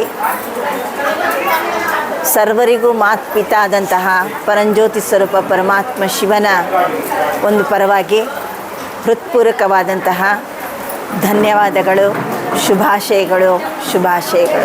ಶಾಂತಿ. ಈ ದಿನ ಪ್ರಜಾಪಿತ ಬ್ರಹ್ಮಕುಮಾರಿ ಈಶ್ವರೀಯ ವಿಶ್ವವಿದ್ಯಾಲಯದ ವತಿಯಿಂದ ಅನಂತನಗರ ಸೇವಾ ಕೇಂದ್ರದಿಂದ ತಾಯಂದಿರ ದಿನಾಚರಣೆಯನ್ನು ಆಚರಿಸಲಾಗಿದೆ. ಏಕೆಂದರೆ ಹೆಣ್ಣು ಮಕ್ಕಳು ಅಂದರೆ ಶಕ್ತಿಯರು, ಅದರಲ್ಲಿ ತಾಯಿಗೆ ಬಹಳ ಪ್ರಾಮುಖ್ಯತೆ ಇದೆ. ತಾಯಿ ಎಂದರೆ ತ್ಯಾಗಮೂರ್ತಿ, ಪ್ರೇಮಮೂರ್ತಿ ಹಾಗೂ ಶಕ್ತಿಯ ಒಂದು ಮೂರ್ತಿ ಅಂತಲೂ ಕೂಡ ತಾಯಿಗೆ ಹೇಳಲಾಗುತ್ತೆ. ಆ ಒಂದು ಎಲ್ಲರಿಗೂ ಸಹ ತಾಯಂದಿರಿಗೆ ಒಂದು ಶಕ್ತಿಯನ್ನು, ಆ ಒಂದು ಪ್ರೀತಿಯನ್ನು ಹಂಚುವುದರ ಒಂದು ಸಂಕೇತವಾಗಿ ಈ ದಿನ ಅನಂತನಗರ ಸೇವಾ ಕೇಂದ್ರದ ವತಿಯಿಂದ ಹ್ಯಾಪಿ ಮದರ್ಸ್ ಡೇಯನ್ನು ಹಮ್ಮಿಕೊಳ್ಳಲಾಗಿದೆ. ಶಿವ ಪರಮಾತ್ಮನನ್ನು ತಾಯಿ ಸ್ಥಾನದಲ್ಲಿ ಕಾಣುತ್ತಾ ಅವರು ಕೊಡುವಂತಹ ಪ್ರೀತಿಯ ಶಿಕ್ಷಣದೊಂದಿಗೆ ಮನಮಂದಿರದಲ್ಲಿ ಅವರನ್ನು ಸ್ಮರಿಸಿಕೊಳ್ಳುತ್ತಾ ವಿಶ್ವ ತಾಯಂದಿರ ದಿನದ ಶುಭಾಶಯಗಳನ್ನು ತಿಳಿಸಿಕೊಡುತ್ತಾ, ತಾಯಿ ಎಂದರೆ ಮಾತೆ, ಮಾತೆಯರಿಗೆ ಗುರುಮಾತೆ ಅಂತಲೂ ಕೂಡ ಹೇಳಲಾಗುತ್ತೆ. ತಾಯಿಯಲ್ಲಿ ಒಂದು ಒಳ್ಳೆಯ ಸಂಸ್ಕಾರಗಳನ್ನು ನಾವು ನೋಡಬೇಕೆಂದರೆ ಒಂದು ಕುಟುಂಬದ ಒಳಹೊಕ್ಕು ನೋಡಿದಾಗ ತಾಯಿಯಲ್ಲಿರುವಂತಹ ಒಳ್ಳೊಳ್ಳೆಯ ಗುಣಗಳು ಪ್ರಕಟಗೊಳ್ಳುತ್ತೆ. ಉದಾಹರಣೆಗೆ, ಒಂದು ಸಣ್ಣ ಕುಟುಂಬದಲ್ಲಿ ಪತಿ ಪತ್ನಿಯರ ಸಂಬಂಧವನ್ನು ನಾವು ನೋಡ್ತೇವೆ. ಅವರ ಮನೆಯಲ್ಲಿ ಇಷ್ಟು ವೈಭವ, ಪ್ರೀತಿ, ಕಾಳಜಿ ಬಹಳ ಚೆನ್ನಾಗಿರುತ್ತೆ. ಅದೇ ಊರಿನಲ್ಲಿ ಒಬ್ಬ ಕಳ್ಳ ಪ್ರತಿಯೊಬ್ಬರ ಮನೆಗೆ ಕಳ್ಳತನ ಮಾಡಬೇಕು ಅಂತಂದರೆ ಒಂದು ಪತ್ರವನ್ನು ಬರೆದು ಅವರ ಮನೆಗೆ ಹೋಗುವಂಥ ಸಂದರ್ಭ. ಹಾಗೆ ಇವ್ರ ಮನೆಗೂ ಕೂಡ ಒಂದು ದಿನ ಪತ್ರ ಬರುತ್ತೆ. ಪತ್ರ ಬಂದಾಗ ಪತಿಯ ಪತ್ರವನ್ನು ನೋಡ್ತಾನೆ, ಹೆದರ್ಕೊಳ್ತಾನೆ. ಕಳ್ಳ ಇವತ್ತು ನಮ್ಮ ಮನೆಗೆ ಬರ್ತಾನಂತೆ, ಅವ್ರು ಬರೋ ಮೊದಲು ನಾವೇನು ಮಾಡಬೇಕು, ಆಭರಣಗಳ ಹಣವನ್ನು ಏನಿದೆ ಎಲ್ಲವನ್ನು ಗಂಟು ಮೂಟೆ ಕಟ್ಟಿ ಒಂದು ಕಡೆ ಸುರಕ್ಷಿತವಾಗಿಟ್ಟು ನನಗೆ ಕೊಡು ಎಂದು ಪತ್ರದಲ್ಲಿ ಬರೆಯಲ್ಪಟ್ಟಿತ್ತು. ಅದನ್ನು ಓದಿದ ಪತಿ ನನಗಾಗೋದಿಲ್ಲ ಅಂತ ಹೇಳಿ ಅವ್ರು ಏನು ಮಾಡ್ತಾರೆ, ತನ್ನ ಹೆಂಡತಿಯ ಮುಂದೆ ಹೇಳ್ಕೊಳ್ತಾರೆ. ಆಗ ತಾಯಿ ಏನು ಮಾಡ್ತಾಳೆ, ನೀವು ನಿಮ್ಮ ತವ್ರ ಮನೆಗೆ ಹೋಗಿ ನಾನು ಇದನ್ನು ನಿಭಾಯಿಸ್ತೀನಿ ಅನ್ನುವಂಥ ಮಾತನ್ನು ಹೇಳ್ತಾಳೆ. ಹಾಗಾಗಿ ಅವರ ಪತಿ ಏನು ಮಾಡ್ತಾರೆ, ಮನೆ ಬಿಟ್ಟು ತಮ್ಮ ತವ್ರ ಮನೆ ಅಂದರೆ ತನ್ನ ತಾಯಿಯ ಮನೆಗೆ ಹೊರಡ್ತಾರೆ.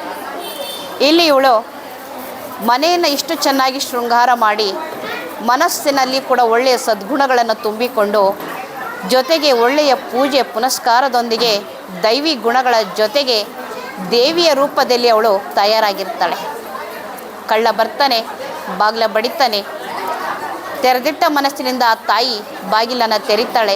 ತೆರೀತಿದ್ದ ಹಾಗೆ ಹೇಳ್ತಾಳೆ, ಅಣ್ಣ ಒಳಗಡೆ ಬನ್ನಿ ಅಂತ ಕರೀತಾಳೆ. ಅಣ್ಣ ಒಳಗಡೆ ಬಂದು ಕೈಕಾಲು ಮುಖವನ್ನು ತೊಳ್ಕೊಳ್ಳಿ ಅಂತ ಹೇಳ್ತಾಳೆ. ಅಣ್ಣ ಇವತ್ತು ನನ್ನ ಮನೆಗೆ ಬಂದಿಯ, ನೀನು ಬಹಳ ಖುಷಿ ಆಗ್ತಾ ಇದೆ ಅಂತ ಹೇಳ್ತಾಳೆ. ಆಗ ಕಳ್ಳನ ಮನಸ್ಸಿನಲ್ಲಿ ಅಣ್ಣ ಅನ್ನುವಂಥ ಶಬ್ದವನ್ನು ಅವನ ಜೀವನ ಪರ್ಯಂತದಲ್ಲಿ ಎಲ್ಲಿಯೂ ಸಹ ಕೇಳಿರೋದಿಲ್ಲ. ಆ ಶಬ್ದವನ್ನು ಕೇಳ್ತಾ ಕೇಳ್ತಾ ಅವನು ಭಾವುಕನಾಗ್ತಾನೆ. ಮತ್ತೆ ಅವಳು ಹೇಳ್ತಾಳೆ, ಅಣ್ಣ ನೀನು ಹೇಳಿದ ರೀತಿಯಲ್ಲಿ ಎಲ್ಲ ಸಾಮಾನುಗಳನ್ನು ನಾನು ಕಟ್ಟಿ ತಯಾರು ಮಾಡಿದ್ದೀನಿ, ಅದಕ್ಕೂ ಮೊದಲು ಪ್ರೀತಿಯಿಂದ ಊಟವನ್ನು ಮಾಡು ಅಂತ ಹೇಳಿ ಊಟವನ್ನು ಬಡಿಸ್ತಾಳೆ. ಊಟನೂ ಕೂಡ ಮಾಡ್ತಾನೆ. ಊಟ ಮಾಡ್ತಾ ಮಾಡ್ತಾ ಅವನಿಗೆ ಆ ಪ್ರಸಾದದಲ್ಲಿ ಅವನಿಗೆ ಕಂಡದ್ದೇನಂತಂದರೆ ಪರಿಪೂರ್ಣ ಆಕೆ ತಾಯಿಯ ಸ್ವರೂಪದಲ್ಲಿ ಅವನಿಗೆ ದರ್ಶನವಾಗತ್ತೆ, ದೇವಿಯ ರೂಪದಲ್ಲಿ ಅವನಿಗೆ ದರ್ಶನವಾಗತ್ತೆ. ಆಗ ಅವನು ಅಷ್ಟೊತ್ತಿಗೆ ಬದಲಾಗಿ ಬಿಟ್ಟಿದ್ದ. ಬದಲಾದ ನಂತರ ಹೇಳ್ತಾನೆ, ಇದ್ಯಾವುದೂ ನನಗೆ ಬೇಡ ಅಂತ ಹೇಳಿ ತನ್ನ ಕೊರಳಲ್ಲಿದ್ದ ಚಿನ್ನದ ಸರವನ್ನು ಆ ತಾಯಿಗೆ ಅರ್ಪಣೆ ಮಾಡ್ತಾನೆ. ಇದು ನಮ್ಮ ಭಾರತದ ಸಂಸ್ಕೃತಿಯನ್ನು ಎತ್ತಿ ತೋರಿಸುವಂಥ ಪುಟ್ಟ ಸಂಸ್ಕಾರದ ಒಂದು ಪುಟ್ಟ ಕತೆ. ಅಂದರೆ ನಮ್ಮ ಜೀವನದಲ್ಲಿ ಎಷ್ಟೋ ತಾಯಂದಿರನ್ನು ನಾವು ನೋಡ್ತೇವೆ, ದುಃಖದಲ್ಲಿದ್ದರೂ ಕೂಡ ಆಕೆ ದುಃಖವನ್ನು ತೋರಿಸ್ಕೊಳ್ಳೋದಿಲ್ಲ, ನೋವಿನಲ್ಲಿದ್ದರೂ ಕೂಡ ನೋವನ್ನು ತೋರಿಸ್ಕೊಳ್ಳೋದಿಲ್ಲ. ಅಂಥ ಒಂದು ಸ್ವಭಾವ, ಸರಳ ಸ್ವಭಾವ ಆ ತಾಯಿದಾಗಿತ್ತು. ಆ ತಾಯಿಯಲ್ಲಿ ಕಾಣುವಂಥ ನಾವು ಮಹದಾಸೆಯನ್ನು ಪ್ರತಿಯೊಬ್ಬರು ಕೂಡ ಇದನ್ನು ಅಳವಡಿಸ್ಕೊಳ್ಬೇಕು ಅಂತ ಹೇಳುತ್ತಾ ವಿಶ್ವ ತಾಯಂದಿರ ಶುಭಾಶಯಗಳನ್ನು ತಿಳಿಸ್ಕೊಡ್ತಾ ಇದ್ದೀನಿ. ಸರ್ವರಿಗೂ ಒಳ್ಳೆಯದಾಗಲಿ. ಓಂ ಶಾಂತಿ.